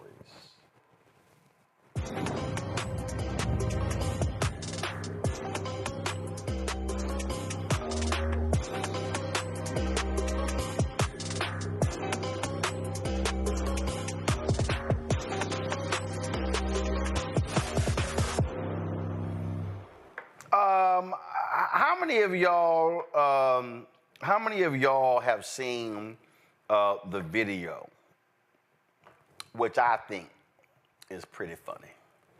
How many of y'all seen the video of the woman whining and complaining how her family has cut her off for Thanksgiving? I mean, she was shedding a lot of orange tears and just really upset. Let me see if I can give me just a second. I can pull this up. So my heart was just warmed when I saw this because I really don't give a damn. And I really enjoyed seeing all her tears about how her family has disowned her and she don't know what to do. And y'all, let me tell you something. Man, this video here, they lit that thing up on TikTok. They went to Homegirl's account and she just got lit. Man, where is this video? Where is it? Have anyone, y'all seen, first, have y'all caught any of these pretty good videos from these folks? Because me personally, I've been cracking up laughing. I saw the one about Hernandez. I can't remember his first name, and he voted for Trump proudly. And he has most of the neighborhoods, a Trump neighborhood, they have their Trump signs out there. And his kids went to play with the neighborhood kids, and the neighborhood kids told him that they didn't want to play with him, that them, and that you're Mexicans and go back to your country and you don't need to be here and get out. And so Mr. Hernandez has been crying and he's so upset and he hates it and he wish he hadn't voted for Trump. And that has been a very popular video that has gone quite viral. But he's literally on there crying because it's your kids, and the kids came back crying. They said, "Oh, they won't play with me." I mean, you hate for the kids to be hurt, but he really felt that he was doing something by voting for Trump. So yeah, I've seen that one. Oh, here it is, y'all. I had to find it. Okay, this, y'all, is awesome. Watch this here. I'm not crying happy tears. I'm not gonna be apologetic for being excited, because if it was the other way around, all of the Kamala supporters would celebrate. I wanna say that first. I'm very relieved because I voted what I believe in, and I felt heavy on my heart that it's the right thing. So knowing that it was the decision the American people made, I'm relieved and I'm very happy. Very, very happy, okay? It's the very first day of finding out the election results. All of us are happy. I'm very happy, but I'm not going to continue to post about it, but I'm also not going to be sorry about it. And I always talked about how my family, sorry, I don't want to make this more than once. I always talked about how my family had different beliefs, my grandma and my mom and my sister, and how we always got along. And I wore my grandma's sweater to go vote, and I'm so sorry. I'm trying not to cry, okay? But my heart's broken.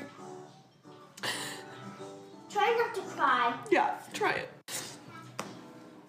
My grandma just sent me a very sad text. It broke my heart. And my mom has yet to text me back today. Am I real? My point of making this video is to say that I am very happy, and I expressed how happy I was, and I'm not going to be sorry for that. I'm completely heartbroken that my family is taking it how they are. I never did this to them when Biden won. Never. But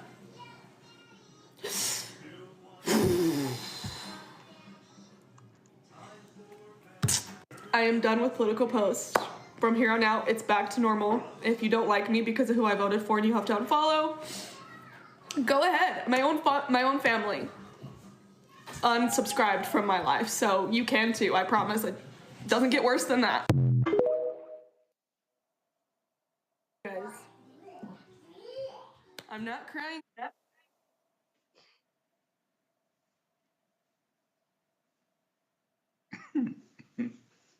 I saw that, Randy, Mustafa, and Joe. You know, all I could think about was this. Come on, guys. Now the funeral is over, and all the tears are dried up. Niggas hanging deep on the cut, getting fired up. Looking for the nigga who pulled his pistol on my homie. And I for an eye, so now your life. Come on, shut up. I'm just saying. I'm playing. Guys, go come back to the panel. Thank you. All right, we're supposed to play that over the panel. That's what I'm thinking. I got no tears. Every time I see one of the videos, I'm gonna play Scarface. Every time, Mustafa. Every time.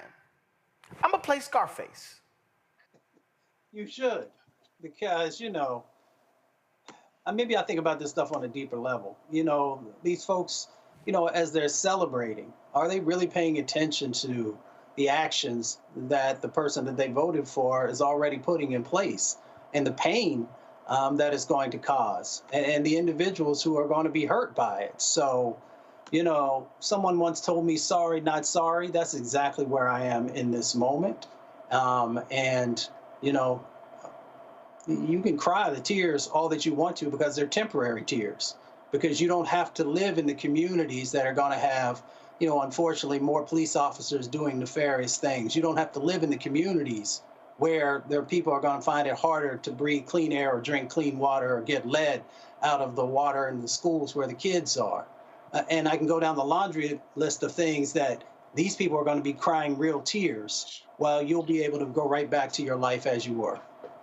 Yeah, I mean, I don't want to. Matter of fact,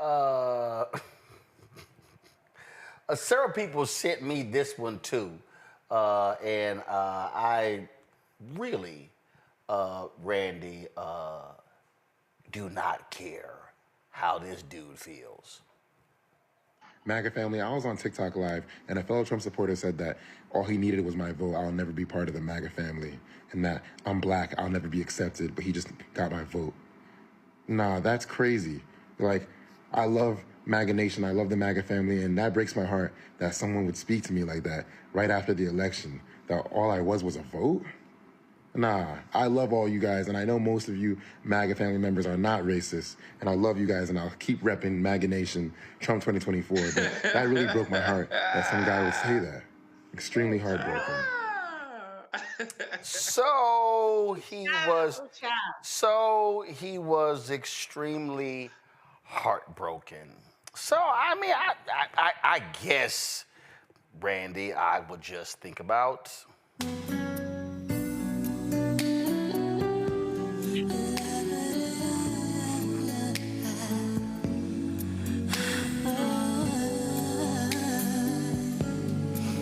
Tony Braxton's Unbreak My Heart. Man, go sit your punk ass down. They ain't never gave a damn about you. They never gave a damn about your silly ass walking around in that dumb ass MAGA hat. They let you know exactly what they think about you. Have been very clear about how they felt about his black ass. I mean, I can't even, I feel sorry for his mama. Bless his poor little soul. I mean, he is pitiful. He is the ultimate of pitiful. Like, he is trying so hard to be accepted into a club that he can never be accepted into, ever, no matter what. Poor thing. Poor thing. He's talking about his heart is broken. It's gonna be shattered. I mean, give it some time. Ooh, child. Poor lost soul. I'm telling you, these folk are funny. I mean, they just really are just bothered, Mustafa. They just, I don't know. I don't know what we're gonna do. Well, you play yourself. We have history with a small percentage of our folks. We can go back to on the plantations where we had a tiny percentage of our folks who would do anything that Massa asked for. Somebody once said it. Y'all remember when they said, if Massa's sick, I'm sick. You know, so we come through history where we have our folks who want desperately to be white for some of the folks. For other folks, they just want to be accepted. And it doesn't matter. You saw individuals who was it? The brother who was running for governor in North Carolina. Mark Robinson. Mark Robinson. And Mark Robinson said he would love to join the KKK. If, you know, you have these individuals who, I would love to say they've been through Stockholm Syndrome, but it's not just the Stockholm Syndrome type of thing. They truly believe that if somebody smacks you in the face, then you should turn around and get smacked in the other side because you don't think that they'll do it. And then when they do it, you'll say, well, they must have had a good reason to do it. And that's exactly what you got going on with some of these individuals, that no matter what folks say or do to them, they want so desperately to be a part of that supremacy club. And maybe what they think is, if I'm part of that club, then maybe the impacts won't be as great to me. But the reality is that they will never see you as human. They will never see you as an equal, but they will pimp you. And that's exactly what they did. Gotcha. Watching this. This here is the video Randy was talking about. Joe, watch this. Hola familia, aquí con ustedes. Haciendo este. So for all the English-speaking people that are watching this, watch this video. Basically, the guy is talking about his experiences living in a neighborhood filled with other Trump supporters. He wanted his fucking kids to play with the other Trump supporters, but guess what? They don't want his kids to play with their kids, because their kids are Hispanic, to the point where they're going to scare the kids off by shooting guns in the air. But this is what you wanted. This is what y'all picked. So don't complain and don't fucking bitch. This is what you fucking chose. So shut the fuck up. Get the fuck out of my... These people, I'm telling you, it's a lot of... I know some people out there like, yo, bro, a lot of cuss. I'm telling y'all, folk are not, they just like, yo, we ain't trying to hear it. I mean, I keep, people don't understand when we talk about there being consequences. And there are people who are like, yo, we tried to tell you, you didn't want to listen, you wanted to sit here and act a fool, you sat here and you, and then now you're upset because folk say we're not coming to your aid. And I'm telling y'all, it's about to be a real, it's gonna be more tears. And I'm telling you right now, this gonna be me all day. What's for lunch? We'll be going to the park. Yeah, these folks. Joe, I don't want to hear the whining. Right, yeah, you can't whine because at the end of the day, this is what they thought about you. All you could do was vote for them, vote with them, and then after that, you can go and do whatever they believe people that look like you do. And, you know, I'm not Hispanic or Latino, but I couldn't imagine, you know, toning down my heritage or any of those types of things for these particular folks, you know, and subjecting my kids to a situation where you don't have your eyes open about who folks are and who folks aren't. And so now they want to be accepted, you know, because they voted for Trump. But the fact that they voted for Trump doesn't change how they are seen in the eyes of certain people. And so now you're going to have to deal with that. And that's where you are. And then this brother with the MAGA hat on, listen, I wouldn't get his cat 5 cents for cheese on a Whopper. He didn't get to come to the barbershop. He don't get to come to the barbecue, and he gonna have to sit in the back row in church. Okay. Now the sun is going down in here in California, so he better go and get his black behind home before Massa beats him like he stole something. That's all I got. I'm just telling y'all right now, okay? I'm going to H-Town for Thanksgiving. And everybody else, they're going to be having their turkey and stuff. I'm eating gumbo. I'm just telling you, look, ain't nobody rolling up in the crib with a MAGA hat. Right. Yeah, for sure. And I'm telling you right now, Mustafa, you my alpha brother, the level of hostility that I would have goes beyond if every one of my nephews was an Omega, Kappa, Sigma, and Iota. I would be like, oh, hell no. I'm telling you right now. So for all these people who say, well, no, you know, we should put politics aside. Now, I wouldn't even let your ass eat a plate. You have to go to Popeyes or go get you a hot dog at 7-Eleven, because you ain't rolling up in my house. Matter of fact, I would treat a MAGA voter, if somebody roll up in my family house at Thanksgiving, I would treat you worse if you a Negro who didn't pay his child support and you looking for a plate. And I ain't got no problem saying it. I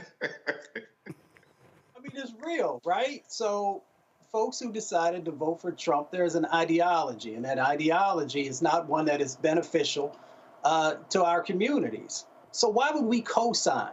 Like when we hang out with someone or we invite them into our space, we are saying that your belief systems are something that I'm comfortable with. So, you know, I'm just always amazed how we try and figure out ways of sanitizing, you know, the most vile things.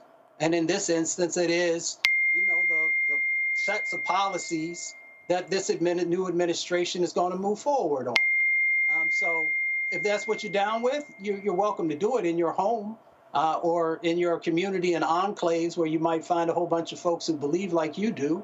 But, you know, and this is a shout out to my mama. My mama raised over 50 children, all kinds of different people. Anybody was in trouble, she'd bring them in. And my mother has this thing about on Thanksgiving of going out and bringing people off the street so they have something to eat. So Mama, I hope this year that you don't not necessarily bring folks in, but that you are selective about the individuals who deserve your charity and your grace. Well, Waka Flocka had a little attitude because this happened. He was supposed to appear at some event, and these folk in D.C., and these folks, this Lax Wine and Spirits, they said, I love and support my community first and foremost. I'm not a huge political or music person. I truly had no idea about the views of Waka Flocka Flame, nor do I share his views. My community has spoken, and the event tomorrow has been canceled. It's supposed to be a meet and greet. Hey, dog, take your ass to a MAGA event. Let's see if they buy your music. You can go out there with Diamond and Silk or Diamond. I can't figure which one of them is still living. Go on ahead and go with them. No, don't be trying to roll up in here. Because see, here's the other deal. Waka Flocka, before the election, cussed out the audience and said, if you a Harris supporter, get the hell out of my concert. I ain't got no problem with them canceling his ass. No, Waka Flocka and Amber Rose need to get together and figure out a new career. Because I promise you, MAGA ain't going to have near one of them, and I said near one of them on any circuit. They're not going to be working with them. It's done. They used them for what they used them for. They've been over, they got what they got, and it's over. And so, and he showed the Black community, and Amber Rose showed the Black community who they really are. And we're not going to forgive them. They're not coming back. So they need to start looking for some sort of other skill. I hope they have other, well, I don't know if Amber Rose really ever had. And Joe, Ray J too? All y'all gone with them red hats. I didn't know about him. Yeah. Oh yeah. Ray J was down there at Mar-a-Lago with Amber Rose, all excited and happy. As they, hey, as they, Joe, I'm gonna go to the country. Go on get. Yeah, you know, hey, listen, go and make it last forever like Keith Sweat, because you know, hey, listen, you know, all you got, the lifeblood of one's musical career is being able to appear with your audiences, and you might cross over a little bit and do some pop and that kind of stuff. But at the end of the day, if your people don't support you, you're going to end up having a problem. And so you run the risk of having that happen. And so, you know, whatever comes. And so, you know, you really need to look both ways before you cross that street. And if he didn't, and he suffers a consequence, then that's where he'd be. I mean, I guess he's sure that he doesn't need music for his career and for his life to work out. And if that's the case, that's fine, because there's a whole lot of people that might not check for him because of how he came out. And that's just how it is. Well, there you go. And just in case you didn't see this photo here, well, there you go. Okay. You ain't coming to my house for Thanksgiving. All right, y'all, that's it. I appreciate it. Thank you so very much to Randy, Mustafa, as well as Joe. I appreciate it. Folks, you know, y'all know, we keep it real, we keep it honest, and we don't sit here and play games. And so we just go ahead and call like a TI is. You know, and some folk, you know, they can't handle that, but that's how we do it, how we bring the funk, because sometimes you got to do what you got to do. And so that's what we gonna do. And so we gonna keep doing that. And so I'm about to sit here. Let me do this before I go. I got to give a shout out. And I cannot believe my man is 17 today. Yo, I cannot believe my man. So this is a photo from 2 years ago of my nephew Chris. Chris turned 17 years ago. So, you know, we all the November babies. So my nephew Chris, his birthday is today. My brother's birthday is tomorrow. My birthday is on Thursday. And so we all back to back to back. And man, I'm telling you, I'm still mad. I was praying his wife could just hold on for 2 more days and have Chris on my birthday. But she was like, no, hell no, I ain't doing that. So shout out to my man Chris. Happy 17th birthday. All right, y'all. Support the work that we do here at Roland Martin Unfiltered, the Black Star Network. Y'all know, look, these Republicans out here, they spending billions of dollars. They sending all this money to the right-wing media. And listen, we ain't got billionaires and millionaires sending us checks, but your dollars are making it possible to do the work that we do. We finally had to figure out a workaround with Cash App. We got it right here.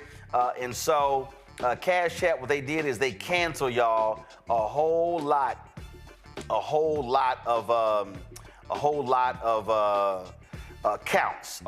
accounts, business accounts. And so they did not allow us to be able to do it. We had to close our accounts. But my man Keenan found this workaround. And so now you're able to support the work that we do by, of course, using this QR code. So if you go through Stripe, so what you'll do is you simply put in your name. You'll put in your name, and then you will then put in your Cash App and the amount you want to give. And so I know a lot of y'all have been waiting. I appreciate that. We've been, again, like I say, doing the work, trying to make it happen. And so again, to use this QR code, for you to give via Cash App. Now, you can see your check and money order, P.O. Box 57196, Washington, D.C., 20037 0196. PayPal, R. Martin Unfiltered. Venmo is RM Unfiltered. Zelle, Roland at RolandSMartin.com. Roland at RolandMartinUnfiltered.com. Download the Black Star Network app, Apple phone, Android phone, Apple TV, Android TV, Roku, Amazon Fire TV, Xbox One, Samsung Smart TV. Also, be sure to get a copy of my book, White Fear, How the Browning of America is Making White Folks Lose Their Minds, available at bookstores nationwide. And again, put the Cash App, use this QR code via Stripe for you to donate via Cash App. And so we appreciate all of you who donate. Also, a bunch of y'all been messing around. Y'all should be hitting that like button on YouTube. Y'all hurry up. Y'all been slow, so hit that doggone like button. So we can go ahead and register that so we can keep this thing moving and build up the following, and we have more people, of course, checking out the show. So please do that. And I found this, and this is when we were in Jamaica last year. So this is a more recent photo of me and my homie, my nephew Chris. So again, Chris, for happy birthday. All right, y'all, that's it. I'll see y'all tomorrow right here on Roland Martin Unfiltered on the Black Star Network. Holla! Black Star Network is here. Oh, no punch! I'm real revolutionary right now. Thank you for being the voice of Black America. All momentum we have now, we have to keep this going. The video looks phenomenal. See, this difference between Black Star Network and black-owned media and something like CNN. You can't be black-owned media and be scared. It's time to be smart. Bring your eyeballs home. You dig?